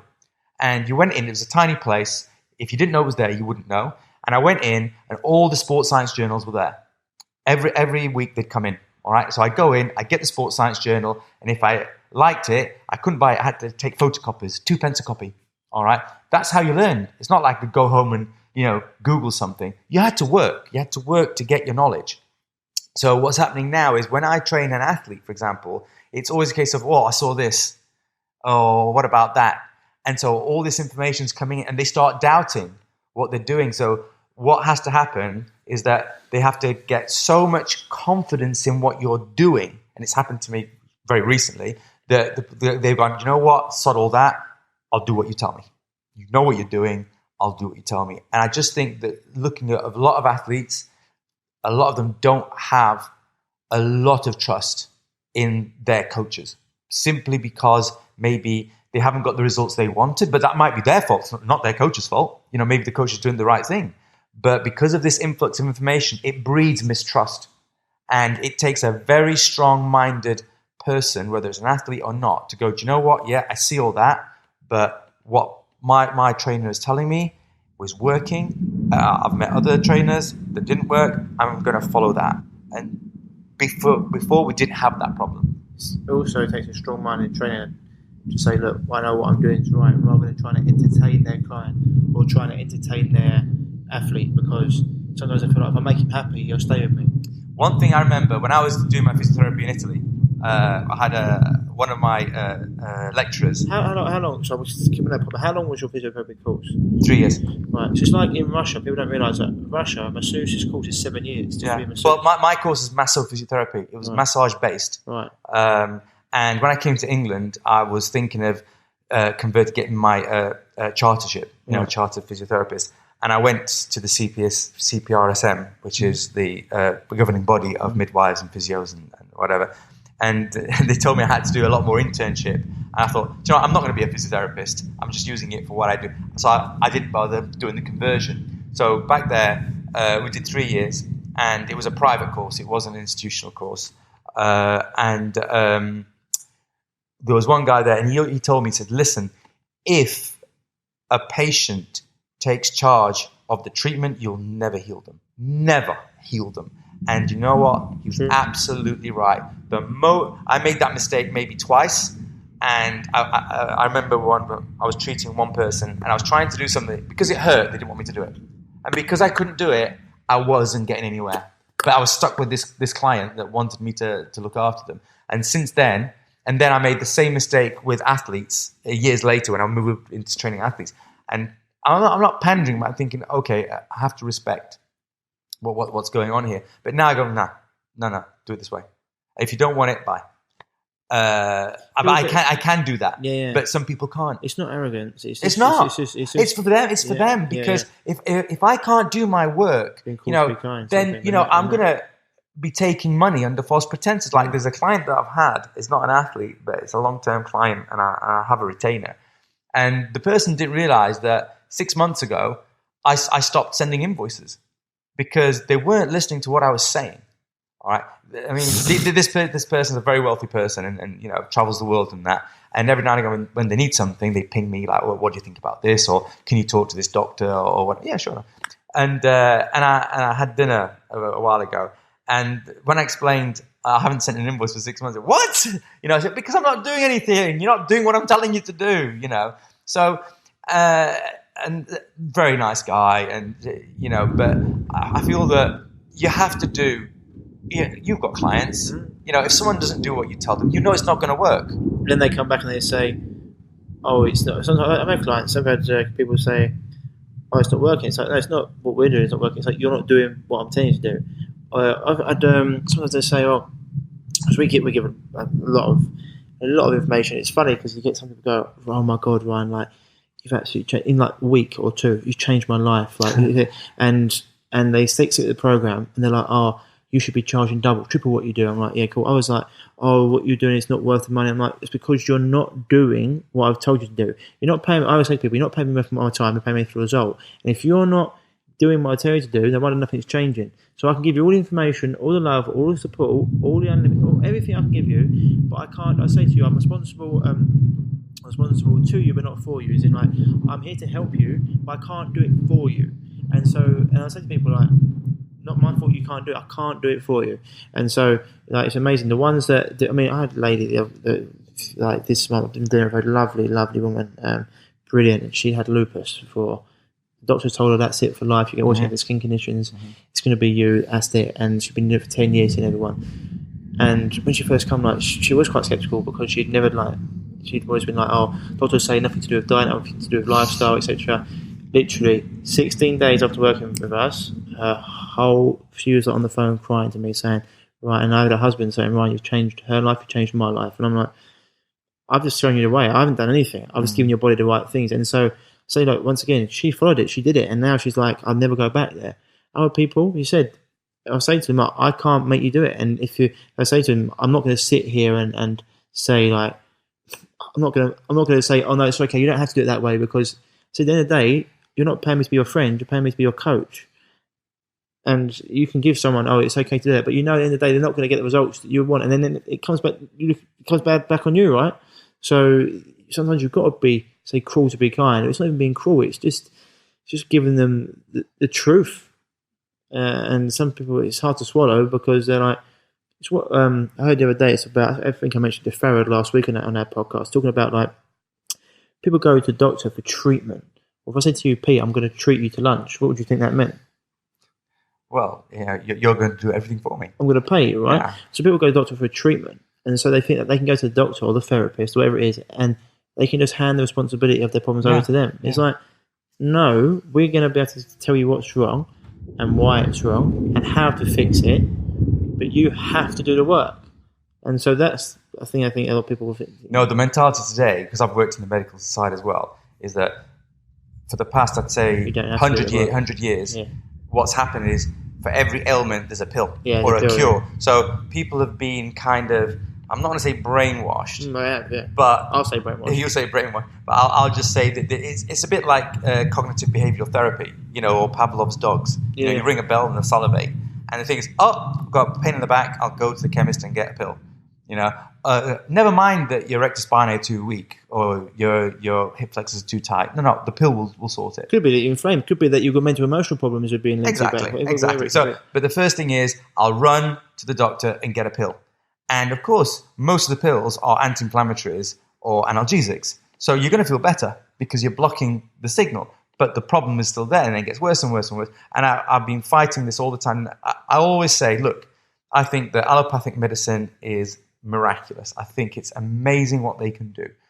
But, that for me is like the last port of call, only go to the knife when it's like, for me, I did the unhappy triad with my right knee. I did the medial collateral, medial meniscus, and ACL. And they said, Pete, we'll get you in. No, thank you. I've rehabbed enough ACL reconstructions to know, for me, I'm not an elite athlete. I'm not going to get the best of the best. Who knows what will happen? So I took care of it, and that was in 1998. People don't think you can rehab that. It's done. I can ski, I can jump, I can do whatever I want. I know you can. I've seen it a million times, and there's a lot of people out there who can do it. But I'm just saying, people go, you can't do that without surgery. It's like, well, I needed. They say that I needed a new hip in 2007. Right. I'm fine. And again, so going back to what we're saying is, I think that people have this feeling that they can't heal themselves, their body can't heal themselves, it's the doctor. Like, if I put a plaster on a cut, it's not the plaster that healed me. It's the thing that I've kept nasty stuff away, and my body, developed a callus and healed itself. Give it time, give it the nutrients, and it will, it can't heal everything, but, do the, I've always said, like, when I had people come with unexplained problems, Pete, I've been here, I've done this, I've done that, I've done the other. And I go, okay, well, it's either something so arcane, something so, hidden, that Obscure, or obscure, that it's going to be almost impossible without a autopsy to find out what's wrong with you. Or it could be something so simple that it's been missed. So what I do is I go back into history and I start right from day one. What were you doing? Like, I'll give you a very quick example. One guy kept getting knee problems, both knees. All right, massive bursitis on the knees, and pain in the patella and that kind of stuff. He was a bodybuilder, and basically, I said, "Okay, what have you done?" Well, I've been to the doctor. I've been on anti-inflammatories. I've had physiotherapy. I've been to see a biomechanics guy. I've stopped squatting. I'm only doing leg pressing, but it still hurts. It's not any worse, but it's under control. I even stopped doing leg extension. I mean, all the things, the normal things. Do you run? You're a big guy. No. But my work, is going up and down stairs and stuff like that. And I'm going, well, it could be that. I'll stop doing that. My boss is really good. It still hurts. So I did one thing. I said, show me your program. Show me your program. So he gave me his program, and I looked at it, and straight away I spotted what it was. What he was doing was, every day he'd be doing crunches on a cable. He'd be kneeling down on a hard floor. Right, yeah. It had nothing to do with squats. So if you can see, go back and look. Like, another guy had pain in his side. But this will be a quick one. Went all around the houses. And again, I asked, what was happening that day? So I went for a run. I don't normally go for a run. I thought, a run wouldn't do it, But then I kept questioning. Eventually he said, oh yeah, that day I used leg weights. Right. Now, with the leg weights, what happened was your oblique's going to work harder to assist the hip flexors. He tore his external oblique, and that was the pain that he was getting. He thought it was something like his liver or something like that. It wasn't. It was the scar tissue. So all I did was put in a stretch position and friction the scar tissue out. It was simply done. Yeah, it's a lot of times that you said pills from cradle to grave, they've got them sorted out for now. And people, well, what else, Pete? It's a lot easier to go to the doctor and get a pill than it is to take care of your health. Look at your nutrition, mental, emotional side, physical, energetic, and to do it. But once you understand it and do it, it becomes second nature. And once it's second nature, it's just who you are. And then it's when people say to me, oh, Ryan, I need to get better prepared for when I go to work, take my food. And I'm like, when you want to be healthy, it won't matter if it takes you an hour to cook food. You're just going to cook it. I cook twice a day, or once a day, sometimes twice a day, whatever it is. I've got my fruit in my bag. I'm not going to sit in it. Whatever. You just do the things it needs to do. If you need to fast a little bit every day just to clean your body because it works better that way. If you need to do whatever you need to do. If you really want to get better, you're going to do it. They don't. Let me tell you. Some people don't want to get better. One of the reasons I stopped working with doing rehab and nutrition, because I can't do what you do. I have very little patience. Is that I am surprised. I am surprised and shocked. Well, not anymore, but I was surprised and shocked to find out how much pain people are willing to go through as long as they have their treat. And it's like, don't eat sugar, all right? Because maybe they've got certain issues that it doesn't help. And you know what? They won't give it up. They won't give up the alcohol. They won't give up the late nights. They won't give up the traveling or whatever it is. They won't give it up. And so some of them, I'm not kidding, are in excruciating pain, and yet they will not do that one thing that will help them. I've known people who are dying, and they won't even try this one thing because it means taking away one luxury a day, like not having chocolate or sugar or alcohol or whatever, or having their petit pois, whatever it is. They would rather die and be in agony and have their treat.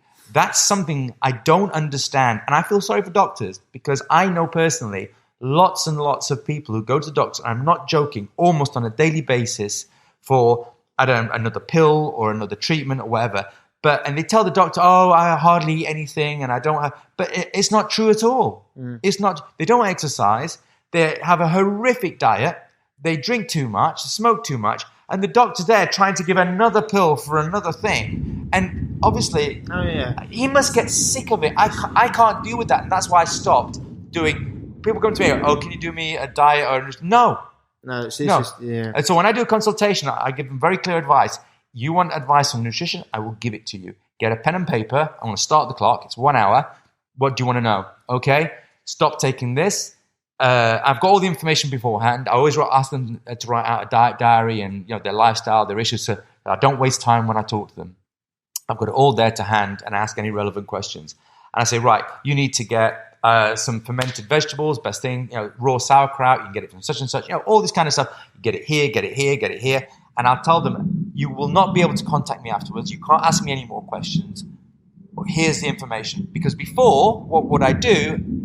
If there's anything you need, let me know, whatever. I'd get inundated with calls, emails, texts, and I just know that it was just faff. They weren't doing what I was telling them. Sometimes people are just like, I get some of my clients, sometimes I'm just like, are you an adult? Some of the questions you're asking me, like, how much? It's like, I suppose, sometimes it's hard because I feel like what I was like when I first got told by Ruben to have like milk thistle and to have like spirulina and everything. I was like, well, how much and stuff? And so I understand it. Once you've told them all that and you've been through it a while, it's like, how much water do I put this in? It's like, come on. It's like, mate, come on. It's like, just, I get what you're saying, and it is different, but I do understand. With nutrition, it's, we go through a process, and it's stage by stage. I don't give it to them all at once, because sometimes I think it'd be quite overwhelming. And so we give it to them stage by stage, and we strategically take things out. With the cravings, it's an interesting one, because sometimes it's like that reward at the end of a hard day, they give them the so, and it's that, I said before, people don't understand like how we're wired. Young age, something goes wrong, we start crying. Mum comes to us, gives us breast. What gets fired together gets wired together, right? So we equate sugar with comfort. The other thing as well is most people got a body full of parasites and protozoa and bacteria that are craving sugar, and a lot of the time, is it them that's wanting that food, or is it the parasites? And so they don't understand that, and so these parasites are nocturnal. High noon for us is high moon for them, and so it's why they're running around the fridge at night looking for stuff, and they're like, I don't even really want it. And so half of it is just them being used to it. The other half is sometimes you're like, I don't think these people actually understand what's going on. And this is the other thing. It's like sometimes I don't think, and they don't know what they don't know, and so I do completely agree with. A lot of times people will. It's amazing the amount of pain they'll go through to do that. But the other times I think once they can abstain from it for a little period of time, because I always say to people, like, this is the thing I always say to them in our programs, that you can't mess up, you can't fuck up, because all or nothing never works for anyone. Because as soon as you do one thing wrong, you think, oh fuck, I'll do everything wrong. I'm like, no, we're not doing that. If you have something wrong, you just get back on the saddle next time, because it's not what you do every now and again that matters, it's what you do the majority of the time. For example, I will have a social drink with my football friends on a Saturday. After football. Something that I do, it's food for the soul. It's something that I do, and I've done it like once a week. I do it a little bit. That 3 or 4 beers isn't going to negate every morning getting up early, cold showers, mental emotional work, all the other food, fasting, green drink, everything. I can't even list the things that we do. Those 4 beers aren't going to be the end of the world. If I was doing that every night and not getting to bed early enough, not having a good food, not doing exercising, not having good enough water. Like, for example, my house water's filtered, But I don't use any toxins on my skin. I don't have toxic detergent. A million one things, It's like you need to pick your battles, I say to people. And and also if you have an organic beer and a high quality one rather than like a terrible one, or if you're going to have chocolate, you have something like an on bar, which is raw organic chocolate, cacao with probiotics in it, and it's got coconut sugar rather than refined sugar. Try and make them make a better choice, so at least they're sort of getting what they think is a reward, but it's not as toxic for the body. There's like sometimes it's the little things that comes up. But for someone who's ill, I always say to them, the stricter you are, the quicker you're going to get healed. But I don't have the patience. No, I don't, because a lot of times it's a losing battle. Yeah, it can be, and I don't have the patience for that. I think if you give them the information, and you know what, they know it's going to help. They know it's going to help. What you said though, what you say no to is what makes you. So when I do my consultations, like an hour long, and I can tell if someone's ready or not, and that's why we get the results we do. Because when people are going, same as you, like, get the right clients, it makes your life so much easier. And you know what? It's more rewarding. I remember when we used to lecture, because I was so passionate about it, and I remember sometimes, you get a class of 30 people paying a lot of money back. This is back in the 90s, paying like $3,000, and 3 months off work, and they have to pay, and they have to move to Bath to do the course, and you think they're motivated, but some of them weren't. And so I'm giving my best, and you can see some of them, they don't care, they're not interested. So I'd get demoralized thinking, hold on, I'm giving you my best here. But then I realized, hold on, what am I doing? I'm focusing on 2 people that couldn't care less. I've got 28 people who are hanging on every word. So I learned to focus on the people that could receive the knowledge and do something with it. And it's not like I ignored those 2. I mean, if they wanted help and they came and asked, I'd give them help. But during the lecture, I focused on the people that were receiving the information. And I think I've carried it on with my clients, same with athletes.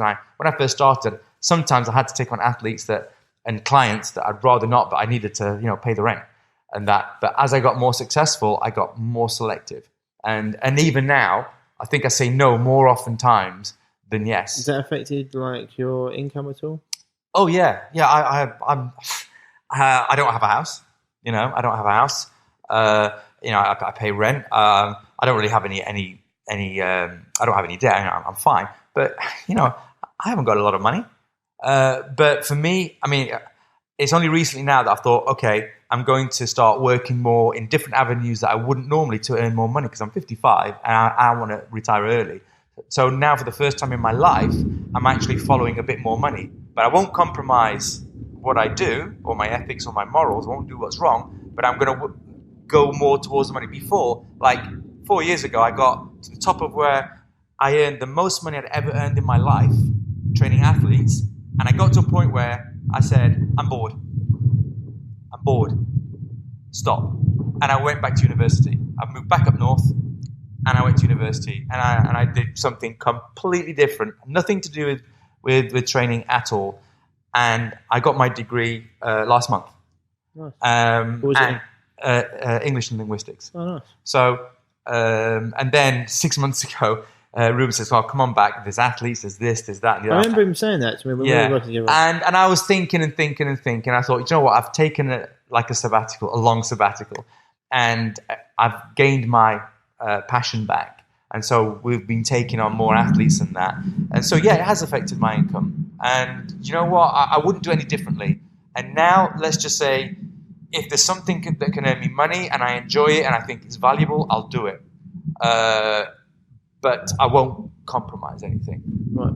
And so where are you at now? What's the next step? We've got like a few boxes on the go. Like where's the next step? Decided. I decided because I've got the boxing background and I'm a professional boxing coach and everything. I've always done like the strength and conditioning, and I helped out a bit with the boxing, but I never wanted to do the boxing because unfortunately with the boxing, you have to spend every day with your fight. Well, that's how I see it. I have to spend every day. I have to make sure everything's right. Whereas as a strength and conditioning coach, I can dip in and out. It's not really an issue. 3-4 days a week. Yeah, even with like George, when I trained George for the girl fight and other fights, for the girl, yeah, it was intense. I was with him for maybe 3 hours a day, 4 hours a day, making sure everything was done. Was that the only person you were working with at that time? No, at the time I was working with a guy called Ashley Sexton. I was still consulting with David. Is it hard if you put 4 hours, 3 hours into someone a day, then to have the energy to do someone else? It is hard. It is hard, but I mean, it was well remunerated. I got good money for that, so it didn't really matter, So what was the question again? So we were just talking about. We've lost it as well. No, we were talking about the new things you're getting up to, like the boxers and stuff. You're going to. Oh yeah. So with the boxing, what I looked at is like if I look back at the most money I've earned training people. I mean, I work with tennis, I work with athletics, I work with, football, rugby, whatever. F1? Actually, indirectly, many years before they took on strength and conditioning clients, one of my students was asked to train Mika Hakkinen. Right. And at that point, Mika hadn't really won anything. So from a distance, back then, this is like, was it 99? Something like that. He was asking me, what should I do? So I was faxing him because there was no computer. So I was faxing him, do this, do that, do the other. And he did really well. Should have got a big invoice for that. Yeah. No, I was lecturing at the time, so I just saw it as my duty to a student to do it, and he did very well. No, didn't do anything more after that. But I thought to myself, and I was talking to Ruben and said, if we are at the moment training other athletes, but we've decided to start this boxing company because I think that we can earn good money doing it. B, we enjoy it. We really do enjoy the boxing world. and we think we could make a difference. I think I made a small difference with the strength and conditioning back 20 years ago, and I think even technically I can make a difference because there are certain things in boxing that I don't like personally, and I think I'd like to maybe just do something. I mean, I think it's a problem in sport in general, but in boxing, I see too much thuggery going on. Too much fights breaking out at press conferences and that. And I don't really like it. It can happen, of course, it can happen, but when it's happening all the time, I just think it's not a good example to give to younger people. And there are so many boxers that I've met, such good guys, such nice guys, and I'd want to shine a light on that aspect rather than all the shenanigans that go along and the insults and unsavory language and happening. I just think it's a bad thing, and I'd like to maybe change the outlook, how people look at boxing, especially people who don't understand boxing. I think it's like someone like yourself and Ruben. If you spend time with people as well, that's going to rub off on them. As in, like, you say, you're some of the 5 people you spend the most time with, right? But like, if you're around the boxer, your attitude, your demeanour is going to rub off on them, And so I think that will, because obviously you can tell, like, you have someone that actually cares. A lot of people in sport don't really care apart from getting the money, A lot of coaches out there only care about themselves. So I know even one of the guys that used to train a couple of your guys, I've heard stories, and it's just all about the money. And you're like, it's not a great place to be in, like, especially when you're meant to. You've got someone's life in your hands, exactly, right? Exactly. And even most sports, it can always be dangerous. But boxing, you play rugby, you play football, you don't play boxing, right? You get in the ring, same as anything. And I think it's important, and to have that sort of respect and to take care of them nutritionally and also physically, and also I think it'd be like mental, emotionally with the ways you're doing stuff. I think that's a big thing. And I think when I talked to Ruben about it, I think he said, like, there's no reason why we shouldn't have our boxing license or we shouldn't do these things, because we do probably more for these boxers than a lot of people. Well, all I'm saying is that I just would like for people to see a different side to boxing, because it makes headlines sometimes for the wrong reason. So I love it when people like when Anthony Joshua does some charity work and he's helping kids out and stuff like that, or Tyson Fury, he does a lot of stuff like that. I love it. I love seeing athletes, not just boxers, doing positive things, because I think that today with the social media and everything, a lot of negatives are nonsense. Yeah, and I think that the youngsters, they really need a guiding light, because they're left to their own devices. And I just think we just need to fight the battle of not good versus evil, but it's almost that, just show them, there's this, but look at this. It's divide and conquer, isn't it? That's what they're trying to do. Well, who knows what they're trying to do? But well, I mean, like, that's what it seems like. It's just like, it seems rather than 100%. Yeah, it's like I notice it when I switch off from certain things.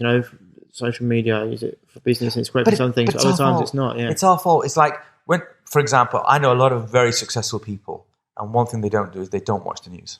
No, they don't watch it, no. And the problem that it's not that it's fake news, it's because it's all bad news. Doesn't matter. There's also good news in the world. So I think, well, why should I have to fill my head with bad news? If I need to know something, I'll get to know. I'll find out.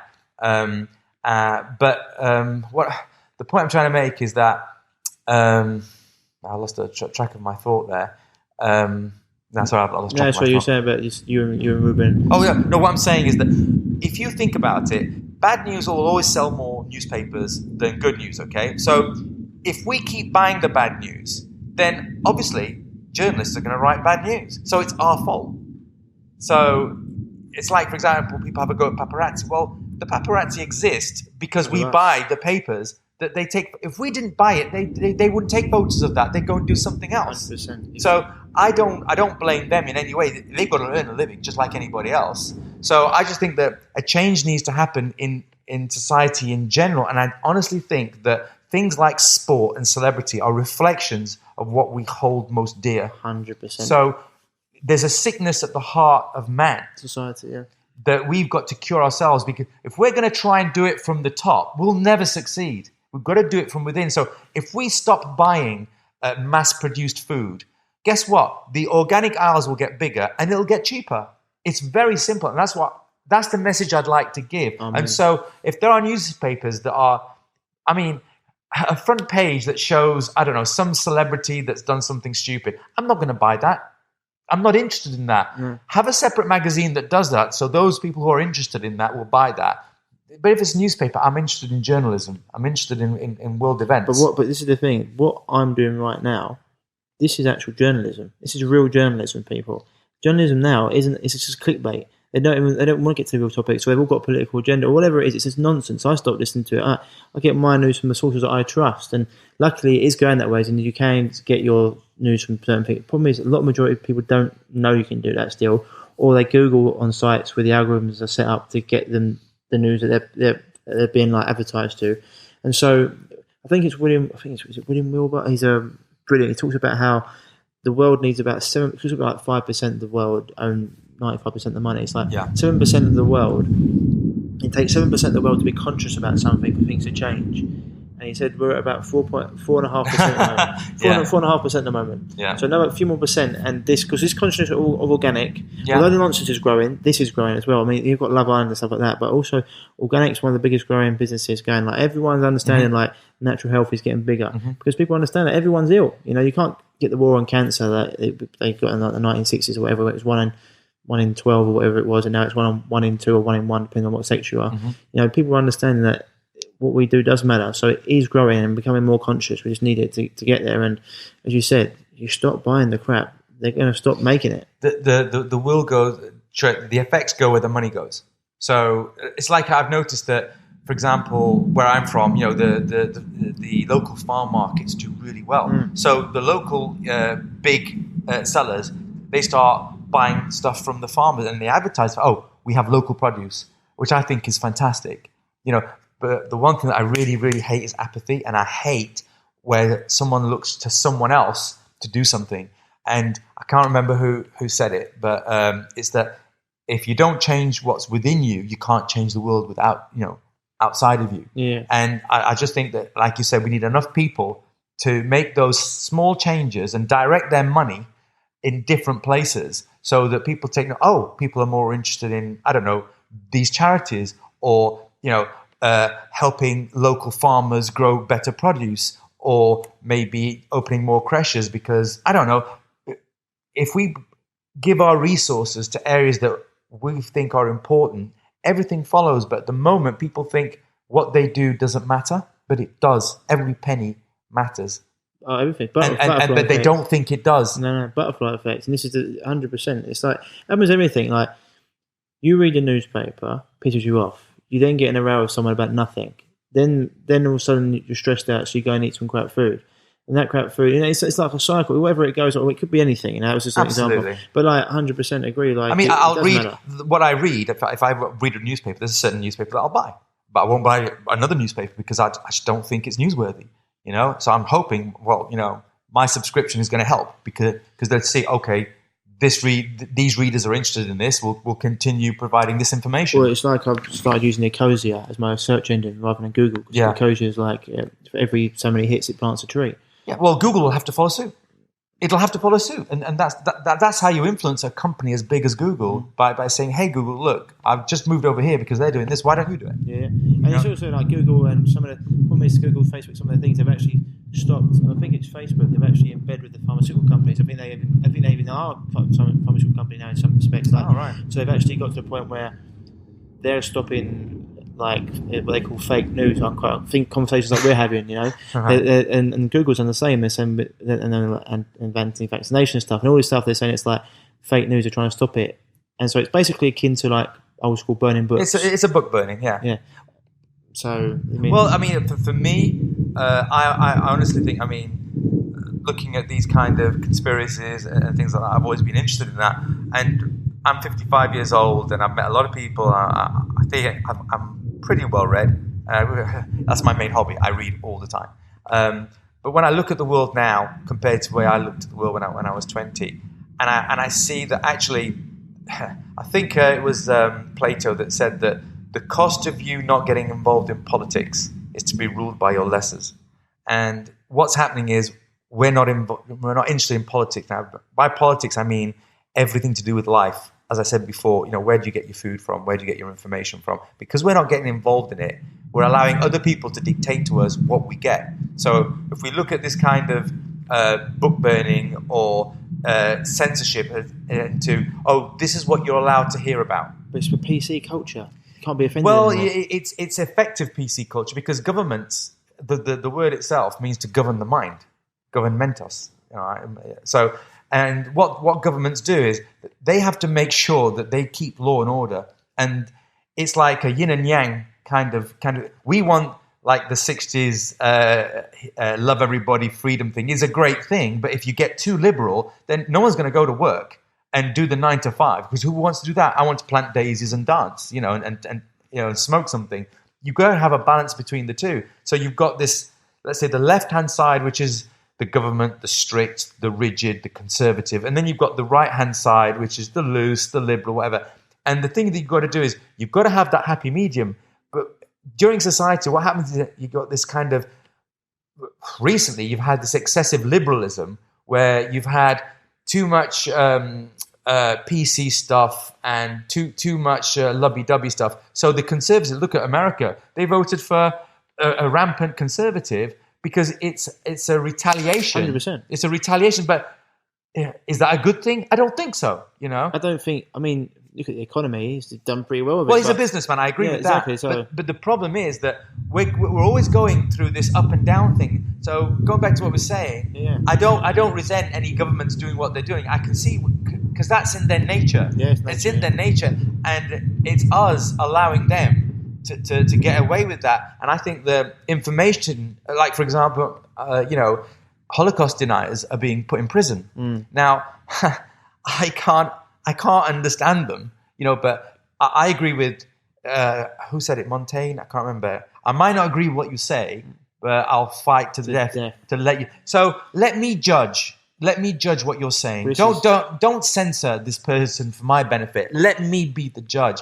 And governments, society be the judge, right? Exactly. So governments see it as their role to censor, and some people, like you and me, we get our backs up. But I don't need to be. It's like offences and given, offences taken. Like if you don't agree with it, I don't agree with it. I haven't got to be like, I'd rather have all the information, make up my own mind, not just given the right, like what you discern is like the correct information. And it's like, but there's so many things like that where they're like, so when people talk about vaccines, another one, and like, so vaccines never hurt anyone. It's like, well, the amount of mums I've spoken, or families I've spoken to, the kids have been destroyed or died after it, or whatever else. It's like, do the research. Unless I can't talk about it much anymore. It's been done and done. Because it's just like, you haven't got a clue. Learn the hard way. We'll see what it's like. Do you even know what's in? It's the best one. Like, do you even know what's in the vaccine? Like, a lot of people don't. And so it's like, most doctors don't even know. This is just one topic I'm hitting on. But with the whole offended culture, with Trump was a retaliation to. Of course it was. But this come from the university. Definitely, we talk a lot about Jordan Peterson and people like that. Yeah, I love Jordan Peterson. University campuses where they're all so like. One of the things that he said, and I thought this was brilliant. He said, a lot of these lecturers are all leftists, and they're teaching all these. Because a lot of my friends are like it. I'm like, I look at them and I'm like, none of you have your own business. None of you want to do anything. Like, you don't understand. Like, you literally, one Margaret Thatcher said, the problem of having other people's money is eventually it runs out, right? But you look at these. I'm much of a centralist. I'd like everyone to just get on with it. But the problem is they go like so far that way. You just doesn't want him. But I don't like it when people label you as a conservative, as liberal. I'm not. I'm neither. It's like I'll have conservative views in certain, I've got liberal views in other things. That give me the topic. I'll tell you where I stand. So my mates the other day was like, Ryan, you confuse me. You're this about this and this about this. I went, that's right. That's how everyone should be. I said, I know exactly what you're going to say about everything because you've got a straight ideology. It's an ideology. Yeah, it's an ideology. Yeah. And so I know it's a dogma. I can be talking to you or him. And I know exactly what you're going to say about everything because you've got no other. It's like my thing is certain things. It's 100% what you said there. And that's what makes you unique rather than being part of what they call it identity politics. And that's the problem. It's like. It's or virtue signaling. Yeah, it's like who becomes the most oppressed? Who's the most oppressed? You know what I mean? It's like the oppressed Olympics, and it's like get on with it. Like everyone's oppressed in certain ways, and so this does my head in when it's almost like you don't want to do the work on yourself. You don't want to like. It's very easy for me to get up in the morning, and not brush my teeth with my left hand because it'd be easier to use my right. I'm trying to use my brain, not to write with my left hand every day because I'm trying to get my brain to work. Not to do my meditation, not to do my cold showers, not to eat well. It'd be very easy for me to just to be a complete mess, like a lot of people, but without saying being too harsh here, and just getting up and doing all the other wrong things, have chocolate for breakfast and have cereal and just like put the mindful, terrible TV on and just fill my mind with garbage. You actually have to want to not to do those things. You actually got to be committed, not even willpower, disciplined in not doing those things and make you say. This is why I always feel like the reason you all think the same, I think, is because you're all doing the same things, and people that I know that are not doing those things, that are eating well, living well, reading certain things, they have similar sort of, they don't agree with everything, they have similar sort of stances on things. Even though they might not agree, that they agree that I might not agree with you, but I respect you, I'd like to say it, because it also makes it interesting conversations. If I can't say certain things, so what's that Jordan Peterson said to that news reporter? Oh, when she said, "Well, Kathy Newman, you've been insulting me. It's been quite uncomfortable, to be honest." Yeah, he said, got a right, and that's the thing. She said to him, "Why is your right not to offend someone more important than their right to be offended?" It's like, well, because in order to offend someone, you've got to be able to think, or in order maybe it's like you've been, and so that's really important. You've got to be able to have me and you might sit here and massively disagree, and I'd love to about something, and it'd be good to have a discussion about it. Absolutely. Lots of people don't want to have a discussion. They're like, no, I can't listen to it. No, it's true, and they they're a victim. They're a fascist masquerading as a victim. Is what I like to call it. Well, I found that those people are socialist fascists, and that's one thing I'm opposed to. Yeah, because I'm a liberal at heart. In the sense that I truly believe in the freedom and the individual. Yeah, I'm totally with that. But there are certain conservative things that you have to do, like you have to have a workforce. Otherwise, where's the money going to come from all those wonderful liberal things? Where do you think it comes from?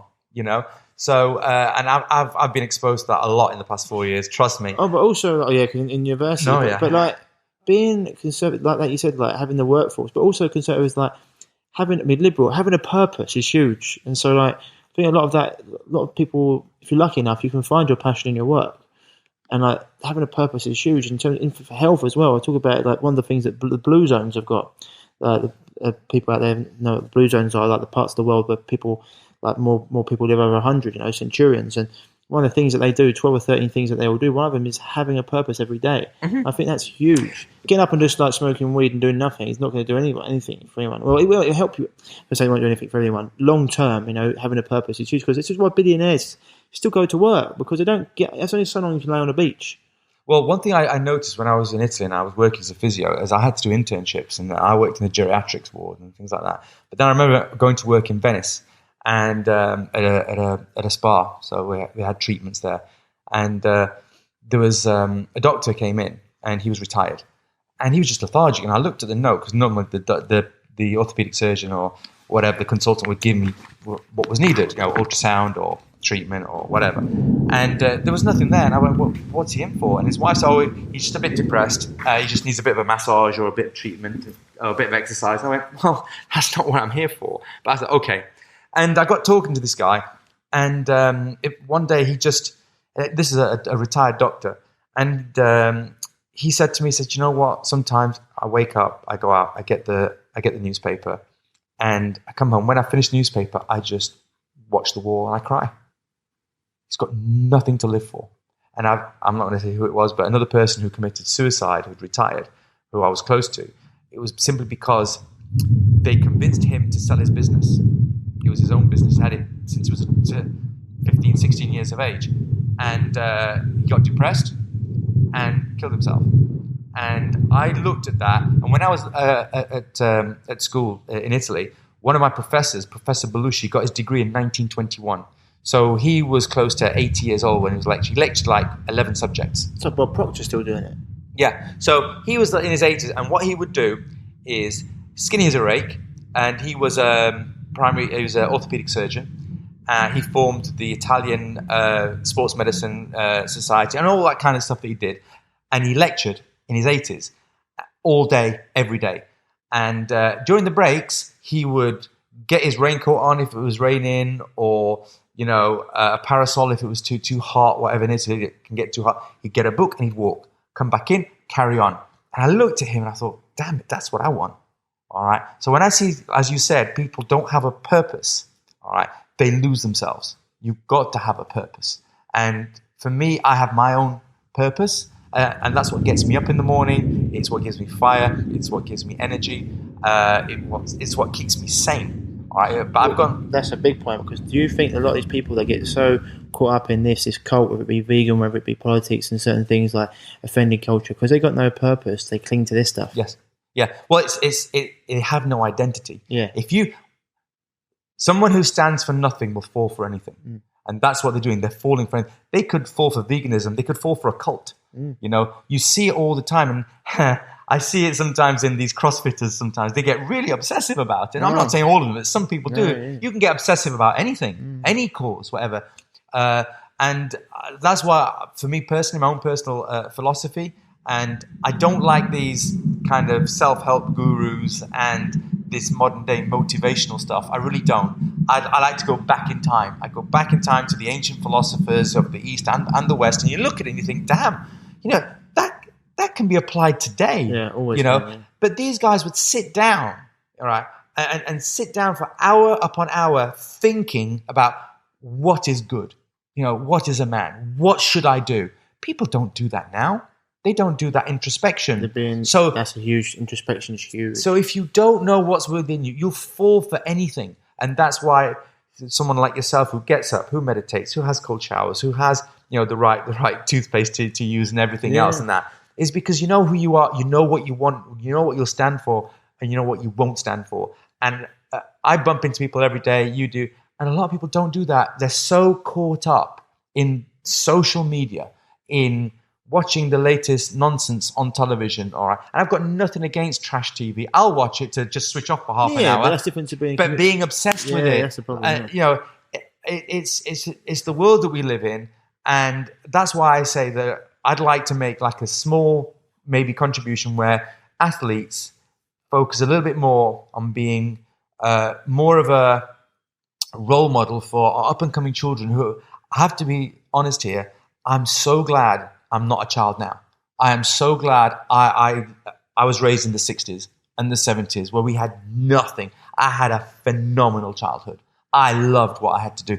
And I'm looking at what children go through now, and I'm thinking, you will never, ever enjoy what I had to enjoy. Either. The peace of mind. We'd go out all day making dens, bows and arrows, swimming, wrestling, football, knock on the door, run away, scrumping apples, things like that. We got into such scrapes and we were free.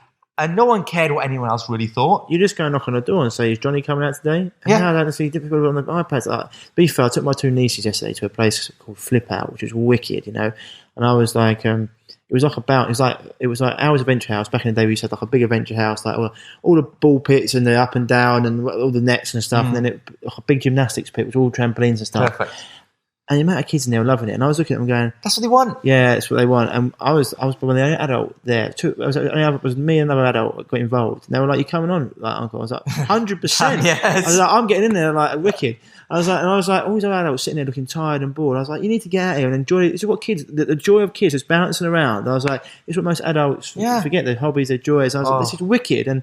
But they were so happy doing that rather than being on their iPad or whatever on the computer. Like, we had computers and stuff, but my favourite thing was going knocking on the door and playing football outside with my mates. Yeah. I could have done it all day. But we do these projects. It's like every summer we had like a project. We just did it.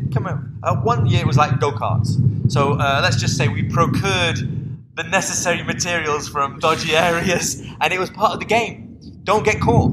It was part of the game. And then one other year we were making these tree houses that were death traps basically. But you know what? We were always engaging our minds. Whereas I remember I was working at a tennis academy during each break, and it wasn't long ago. These kids would just sit down, each one of them on their phone. And I'm like, this is sad. Yeah. This is sad. When you put them away, when you haven't got your phone, it's amazing what you do. Like I listen to when I'm walking somewhere, I listen to podcasts. I like to listen to audiobooks. So for me, if I read, I have to read it 4 times. If I listen to it, I can get it. I don't know why. It's just the way I learn. Yeah, I'm on. I've got tons of audiobooks. Yeah, and so that's right. But otherwise, like when I'm with someone, I love being like this. Yeah, I can. It's like talking about the other thing that they do in the blue zones is they're always around people because you can. It's something you can't get from technology, like the pheromones of someone, like the energy of someone. Just sitting there talking, like it's hugely important. If you look like Sardinia, Okinawa, places like that, the blue zones, you'll see that those social networks are tight. Very and tight. they've been there for decades. Now, when I went to Italy... where are you from in Italy? Well, I'm not, but my dad's from just outside Naples, and my mum's from just outside Rome. Okay, nice. They met over here in England. Mixture? Yeah, so I was born and raised North in and England. the south? No, they're both south. Rome? Yeah. I thought Rome was sort of like middle-ish. No, Rome's well beneath. Is it? Well beneath Florence, yeah. Oh, is it? Okay, sorry. It's classed to the south. Maybe Milan's the one I'm thinking. Oh, yeah, Milan's north, yeah. Okay, Milan, that's Venice, what I'm thinking of. So Rome, I know Naples. Rome is about 80 miles from Naples. Oh, really? The Via Appia connects Rome and Naples. If you remember the film Spartacus, right? Okay, where they crucified all of the slaves along the Appia, that was the road. Ah, okay, right. So I was in Naples earlier this year. It's Rome was just up the road. Really interesting. It's a cool little place. It was. Well, I was outside in the sticks, and my dad comes from a tiny, tiny village where it's generations upon generations that have lived there.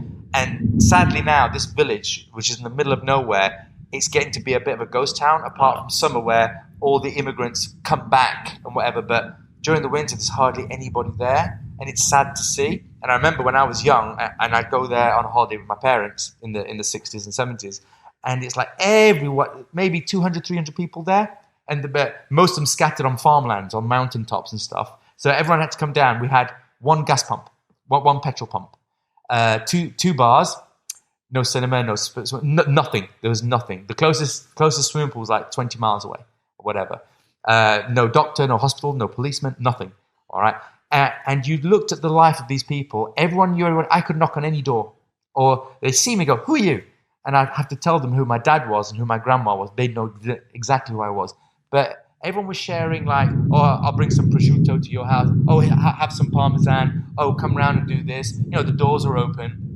And like you said, that social interaction is so important. And what I noticed living in London, I lived in one place in Farnham Common. I'd lived there for 7 years, and I promise you, I had never seen my next door neighbor. I'd heard them. I'd never seen my next door neighbor on either side for 7 years. Weird, isn't it?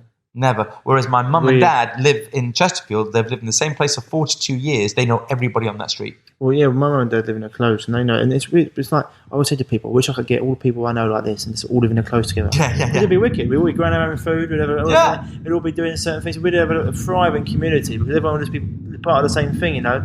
Getting rid of that 5G, ripping that down, that'd be a good thing. Like, it's just, and so it's like it's a really. I think it's something that people don't understand. It's another big part of health, like not being.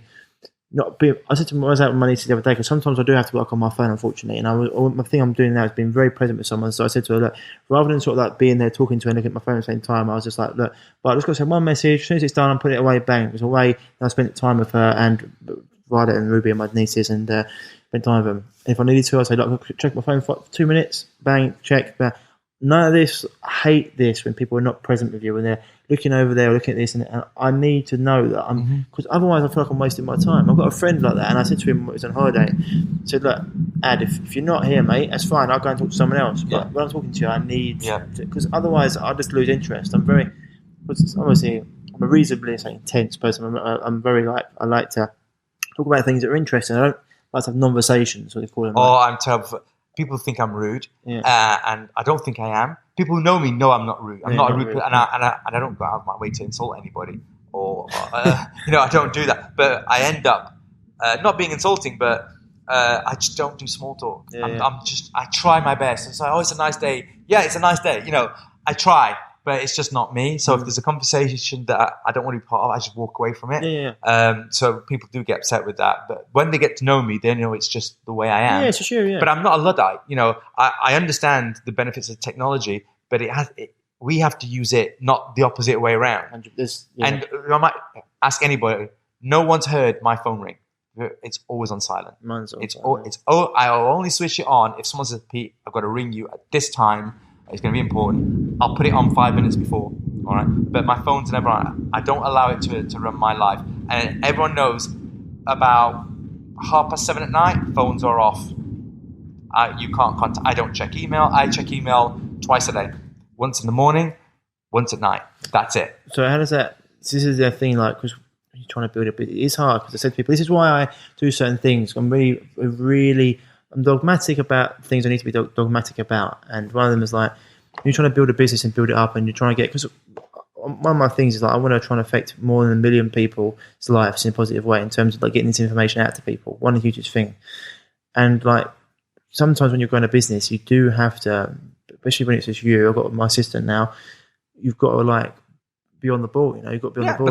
That's your personal choice. It's personal choice, and that's like people know me. They have to, like when I was starting out. If the technology available now was available 20 years ago, I'd probably be like you. But the things I've got to a point now where, if you want to get in contact with me, you're going to have to wait. Leave a message. Yeah. I'll get back to you. I can do that now. It's my choice. So, don't get me wrong. It's useful, and you might have to do it for your bit. But look into a person called Cal Newport. Yeah. Look into. He's written a book called One of his most famous things is that passion is overrated. And I totally agree with him. Passion is overrated? Well, when people say follow your passion, I think it's one of the worst bits of advice you could possibly give anybody. I really do. Cal Newport. And why do you think Well, that? He's a computer expert, professor at university. I can't remember which one. He wrote his first 2 books whilst he was at university. It was How to Be an A-grade Student. And then he wrote something called Deep Work. He talks about being present in your work, about how the most successful people switch off all that nonsense. His most recent book is Digital Minimalism. 100%. I'm trying to get, this is why I'm trying to get You'll love him then. Yeah, I'm going to get But one thing he tells the story of, and I've been helping out a few people at the university, mostly young girls, because most people doing linguistics and English were girls. I'd end up going into a seminar, it's like 18-year-old girls and me. So the first year I was there, they'd look at me like, who's this weirdo? But after, the first semester, they kind of got used to it. They thought I was his tutor or something like that. But anyway, I got talking to them. They're all worried. I haven't found my passion. I don't know what to do. It's not important. It's not important. And he tells a story about Steve Jobs, where he gave that famous commencement speech, follow your passion. All right. And I don't know how many views it's got. And the thing is, if you follow his example, he didn't follow his passion. He had a degree in literature.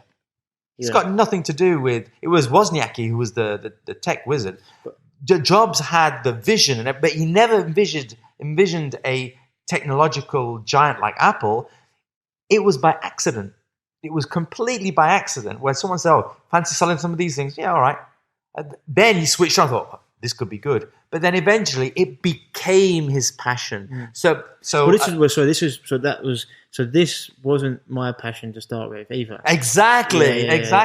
Cal Newport gives numerous examples of people who've followed their passion. They want to be a Buddhist monk, and after 8 years of meditation, a man's gone back to merchant banking, and they found their passion. Yeah. Then there's a thing called American Roadhouse or something, where these teenagers go all over American Road Trip or something, and it's on YouTube, I think. And they go around America and they interview the most successful people like Ira Glass and people like that, the most successful people they know.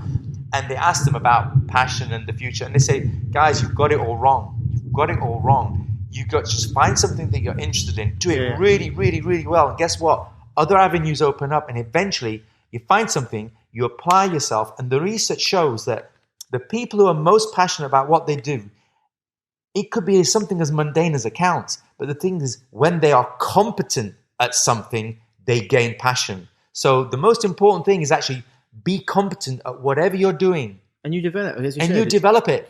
So follow your passion it's a killer, because these young people I was talking to, they are so desperate, going, I don't know what I'm passionate about. It doesn't matter. Right. Just do this really well, this degree. Get out and follow something you're interested in. Guess what? So for example, life will throw it up. I never wanted to be a lecturer because it just happened. And then when I was lecturing, I loved it. But then I fell out of love with it, Yeah. So you can't. It was like with me with the health. Like, I'm at a point now where it's got to the point where I need to move on to the next stage. I'm going to be doing things a bit differently. But the book's coming out, and I've got things.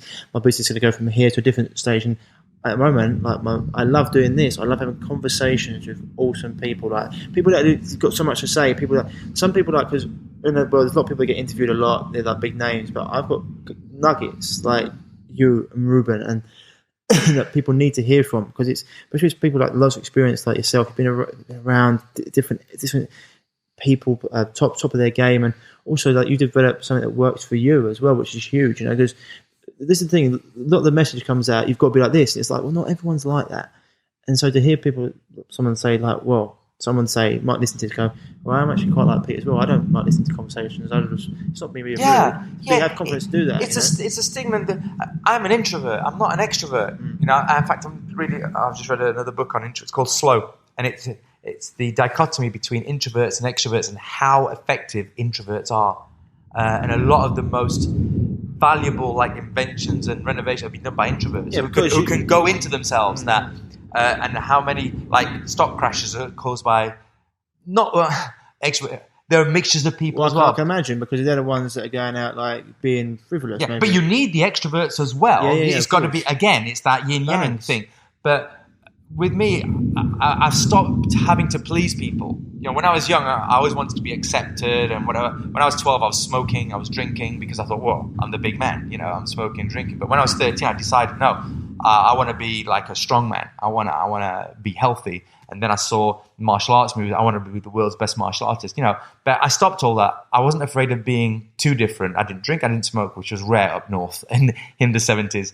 And the thing is that now, even more so, is that I don't try to please people. And the more I do it, the happier I am. Yeah. And it doesn't mean that I'm a curmudgeon or that I go out to insult people. It's just that I know what I'll put up with and I know what I won't put up with.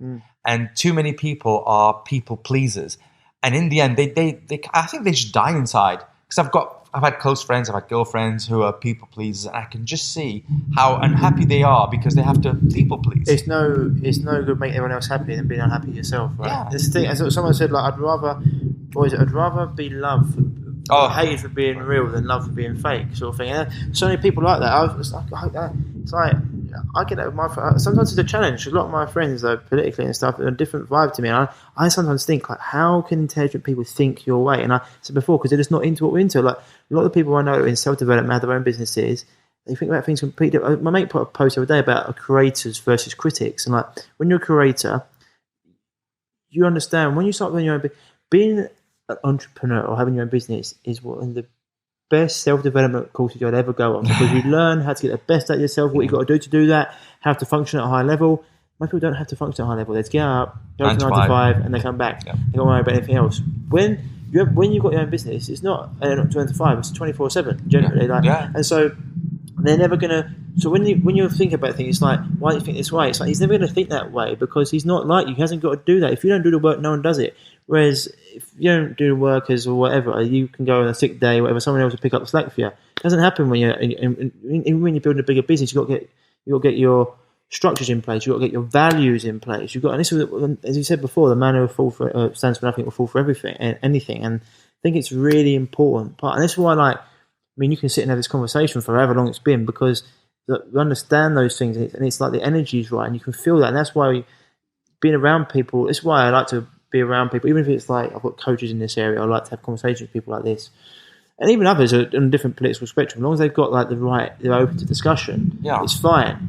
I just find a lot of them, they aren't open to discussion because sometimes they don't want to go there because maybe it holds a mirror up in front of them and they don't like to see what's looking back at them and realise what their potential is. Because that's a huge thing. I think wasted potential is one of the worst things in the world. If you haven't got it and you do the best of your abilities, absolutely brilliant. But people that waste their potential could do more. And sometimes I feel like that's a big thing. There's a saying. I'm not a religious person, although I study religions and I find them very interesting. Yeah, but there's some nuggets in religious texts because they're philosophical as well. And there's a saying, I think, by Jesus, and it says that if you bring that which is within you forwards, it will save you. If you don't, it will kill you. And I've known a lot of, let's say, athletes who know they have not done what they needed to do, and they have it with them for the rest of their lives. Yeah. And yet, that can kill you. I can eat away at you. Yeah. I've seen it. Literally kill them. Well, that happens even in, I think, soldiers or in certain situations where they do what was not the moral thing, but they do what was asked. And that's the thing that sometimes you say, that's the problem with laws a lot of the time, Is a law moral? Some of the laws are ridiculous. And you say, well, that's in the law. It's like, well, is that moral? Yeah, well. People say, this is the other thing that someone said to me the other day, I'm a feminist, this, that, the other. And I was like, I'm a humanist. I'm a humanist. I want what's best for everyone. Yeah. Not always men suppress women nonsense. It doesn't. Not with me either. It's just not nonsense. But either way, it's like, cool, I'm a humanist, and I just want what's best for everyone. And so when you've got this sort of like thing of being, I don't know, like we're talking about there and like how the laws or morals, people in their heart, unless you're a psychopath or whatever, in their heart or in their gut, I should say, they know when something's right or wrong. Yeah. Even a policeman doing certain things, you look at him and go, they're like, yeah, and it's true. They're like, and so this is where I think like taking that once again, Jordan Peterson, some of the things he says, taking that responsibility. There's 12 rules for life, like making your bed in the morning. Yeah. What right have you got to try and change the world when your bed or your house is exactly? Yeah, your house is in order. You're 18 years old. You haven't done anything, and you're dictating people who have massive responsibilities, and you think it's that easy. All right, it's insane. I love Jordan Peterson. I think he's great. I've read 12 Rules for Life, and I watch his videos avidly, and I always advise people to listen to someone who has that kind of experience, knowledge, and IQ. It's the way he said stuff. When he said that to Kathy Newman, that's the way he does that. Oh. You've literally verbalised exactly what I was trying to say in my head without saying. Yeah. I wish I could do that. Yeah. Sometimes I have a discussion and about 10 hours later I go, I should have said this. Exactly, and damn it, I don't have those debating skills. IQ of debating like 174, 178. It's what he said, like his wife's got an IQ this way doing that, and he's got an IQ of like verbalisation doing that. He said, I can destroy her doing this, but then she'll do this to me. And it's not good for everyone because he can do that. It's like what he said. Like he says when people say that isn't real socialism, he said you need to run away from those people. Oh my God, because they're like the most arrogant people. What they're trying to say is, well, if I was in charge, I got it right. I'd get it right. Hold on, buddy. Yeah. No, you wouldn't have done. And that's like it's a huge thing. I think for people like to understand that, that's why. Just as he said, like he asked a question once, and the person in the audience was like, "Don't you think that people should like? I know obviously they need to worry about themselves, but don't you think if they can't, like they should worry about the environment and this and the other because like it's really important?" And he was like, "No, because once you start working on yourself, that has ripple effect out to everything else." Yeah, that's exactly the point I was trying to make at the beginning because I learned that before listening to Jordan Peterson. Yeah, I mean, I didn't come up with it. Obviously, I picked it up along the way. It's just he verbalizes it very well. Yeah, but again, bringing that thing out of yourself, even if you're not an athlete or whatever, or a multi-billionaire, but you're a person who, for example, maybe within yourself you've got a creative kind of streak to you, and you can be creative in anything, even if you're sweeping the streets. You can be creative in many different ways. So you've got to find a way to bring that creative spark. Okay, maybe you can't do it in your work, but in your hobby you can do it. Or you can be creative with your family. Maybe you're a stay-at-home parent, all right, and you can be creative with your children. I know lots of people like that, and that fulfills them. And I just think that people are getting their vision and their life purpose from the media and from social media in particular, thinking, well, I want to be famous. Famous for what? What, famous for being famous? This is the problem, And it's this culture of me. Yeah. That me, I'm quite a private person, so I never go into my personal and private life. If we're discussing things like this, like philosophy and health and fitness, I'm more than happy to talk all day, but I'm a very private person, and I don't pry into other people's private lives. I mean, the people who are very close to me, we share what we need to share. But this obsession with having to display your life and false life for that on Facebook or Instagram or whatever. Like my Instagram is purely professional, even though I've done 3, but it's purely professional. I want to help people too. I'm going to do more posts when I learn how to do it. Well, the thing is with it, Pete, I'm the same, but I'm quite open with it because I don't put my life like that. I'm just like, because of what we do, I feel like sometimes it's important for people to see that you can do this and to be healthy. And also, like, as a man, a lot of women, because as you say, like, as we talk about in general professions, men like things, women like people. Yeah, of course, yeah. So we're in like a more of a feminine profession in terms of we help people, not in like that, as in like what I do. So opening up as a man and talking, sometimes I put things up and I get home messages going, Ryan, like I feel like that, I just couldn't verbalise it. I'm so glad you did that. Yeah. So sometimes it's the fun. No, what I'm saying is that if you want to share things about your life, and you're being authentic, that's a different thing. But what I'm saying is these people are wanting people to know things that are totally irrelevant for anything, and a lot of them are made up. Like, you only see fantastic photos of these people, their lives are wonderful, and they're not. And then other people see these things and go, well, that's how I should be. Well, how many celebrities commit suicide? Exactly. And, I've worked with a few. And the thing is, thank God, they're all being fine. All right, good people. But what you're doing is completely different. All right, what I'm saying is it's this kind of, all right, here is what you should be. Now go and do it. Yeah. So that's what I see. And it comes back to that fact that you don't have that introspection. Well, this is the only way to be happy. Yeah. So, like, when I was young, I thought, I'm going to be rich and famous. What does that mean? And as I grew older, I thought to myself, oh my God, that'd be awful. And I remember in all my life, all right, I've worked with a lot of people, and I'm pretty camera shy because I'm not photogenic or anything. I'm rubbish. We'll get a picture later on. But I remember once only was I recognized in the street. Only once. And it was a real boxing fan. The DeGale fight. Okay. So there was the press training session, and I was helping out with the press training session. And I'm just the strength and conditioning coach. I wasn't the boxing coach. I wasn't like Adam Booth or anything. I just did a few medicine ball throws and whatever. So I went to a cafe. Oh, you train George Groves. Oh, mate. Oh my God. It's like, it just wasn't me. I thought, thank God, I don't want to do that. And I remember getting interviewed on television. I got interviewed on, I remember many years ago, the very first ever model show, model behavior. And that kind of. It was 2002. Nothing had been done it before. And I remember they said, the gym I was working for was hosting it, the fitness stuff. So the 4 finalists came in and said, Pete, we're going to fitness test them today. And I said, fine, I'll allocate the trainers. No, I want you to do it. You're the head trainer. I want you to do it. And I went, I'd rather not, And they went, no, please, you just do it. I said, fine, I'll take one like this. So they were lovely girls, but very young girls. And we had this massive, I can't remember which channel it was that did it. And they had cameras everywhere. And I remember I was doing a fitness test on one girl. And I'm there, and she's on the treadmill, and I get it to running, and the girl just couldn't run. She's 18, and she couldn't run. She's never really done anything physical. I mean, she's a beautiful girl and everything, but she wasn't an athlete. And I'm just looking. I went, okay, let's bring it back down again. And then the camera went, Pete, could you say that again? I went, okay, so I said that. And then another guy, and can you do that again, please? I said, why? We need it from another angle. Fine. And then I said, do it again. I said, hey, are we doing all 360-degree angles? That's 4 angles. How many angles? And I was getting really annoyed. And I thought to myself, I'm not cut out for this. I'm not cut out to be famous. And then the last thing was, she was running very awkwardly. And the interviewer goes, so, Peter, how's she doing? And I went, well, she's not a natural athlete, is she? Like this. They didn't put that in, But I was stroppy because it's like, I don't like this. I'm not.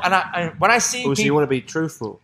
Well, I was truthful. But the thing was that when I see people who are professional presenters and that, I'm beside myself thinking, how do you do that? It's a job though, isn't it? My God, they do take after take after take. And then when they do it live, it's like, wow, I can't do that. But that's why people love the conversations like podcasts and things like this, because these are completely unedited. Yeah. We're not a news. We've got to get a sound clip of 2 minutes or show. I can't do it. And he said, no, but also it's a skill. It's a skill, but it's also that's how you can't get deep into anything in 2 minutes. No. That's another thing I really hate. The hack society. Yeah. When there's a hack for that. Oh, God, please stop. What, you want a hack to being the world's fastest sprinter? Go ahead. Biohacking. There's certain bits of biohacking that I'm like, okay. The rest of it is just, you're just hacking bits off. Like, there's certain bits where I'm like, okay, if you can wear blue blocking glasses at night and, But is it a hack? Is it a hack? Well, it's taking blue light out of, like, the TV and... Yeah, but a hack for me means that people have been doing something in a certain way that takes maybe years. Yeah. You're going to do a hack and you can do it in hours and days. No. That's... If you think of a hack, that's what it means. Yeah. I get what you're saying. You see what I'm saying? Yeah. So it creates this false kind of, I mean, how long have you been doing this? Yeah, 10 years. Is there a hack to it? No.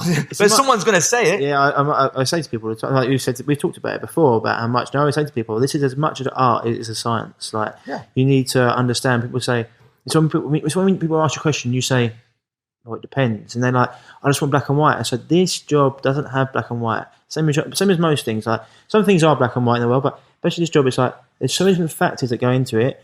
What do you think about this, Ryan? Yeah, it's great, but it's not a magic bullet. Or what do you think about this? Well, what else is she doing? It's like, it depends. And I think, what context? Yeah, in what context, exactly. And what you're trying to achieve, and what's the thing. And I think I mean, like, what you do with a box, what you do with one won't be necessarily great with others, because you need to know what their strengths are, what their weaknesses are like, and that's a huge part of it. So I mean, it's been absolutely awesome. Mate, I can sit and talk to you for ages, but I know you need to like have a bit of a rest before you got your next boxer coming in. So just for everyone out there, Pete, like, any last words? Like, what would you like? So just for people out there, say aspiring strength conditioning coaches or anything, what would be some great resources for them? I'm going to be a bit different maybe from other people. There are lots of good books and things like that, but they'll mean nothing to you. As I said earlier, I gave the best books to these people, and it just went through them. If you want to be a strength and conditioning coach, my advice to you is twofold. First thing is get really, really good on the basics. Know your anatomy and physiology inside out if you want to get involved with the biomechanics of things. If you don't, doesn't matter. You can get involved in the physiology, energy systems. All right, making sure that athletes have enough steam, enough energy to do what they want, whether they're a boxer or a marathon runner or a triathlete or a swimmer. You can get involved in that aspect, or both. So know your biomechanics and your anatomy and physiology for that, and make sure if you get involved in the physiology that you know human physiology. If you want to get involved in nutrition, know your biochemistry. That way you will never get fooled. And the second part is, if you think as a strength and conditioning coach it's all about anatomy, physiology, and kinesiology, forget it. If I knew when I was 18 what I know now, I would never have done this. Not in a million years would I have done this. Because it's more about looking after people. It's the psychology. It's making sure, do they go to bed at night? Are they eating properly? Are they sleeping? Are they worried? Are they stressful? Do they lack confidence? Are there people around them that are sabotaging them?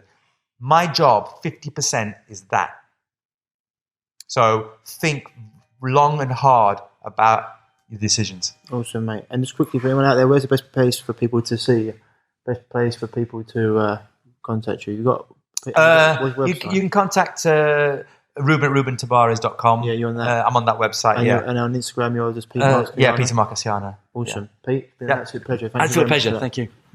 So, guys and girls, that was Pete Marcasciano. I know you'd have got a lot out of that, because we dived into a lot of different topics there, and Pete really does know stuff when it comes to biomechanics, the body, and just his experience is invaluable. And it was great to talk to him about different topics as well, about life, about society, and about how that's moving, because all this really matters about your health and taking responsibility for yourself.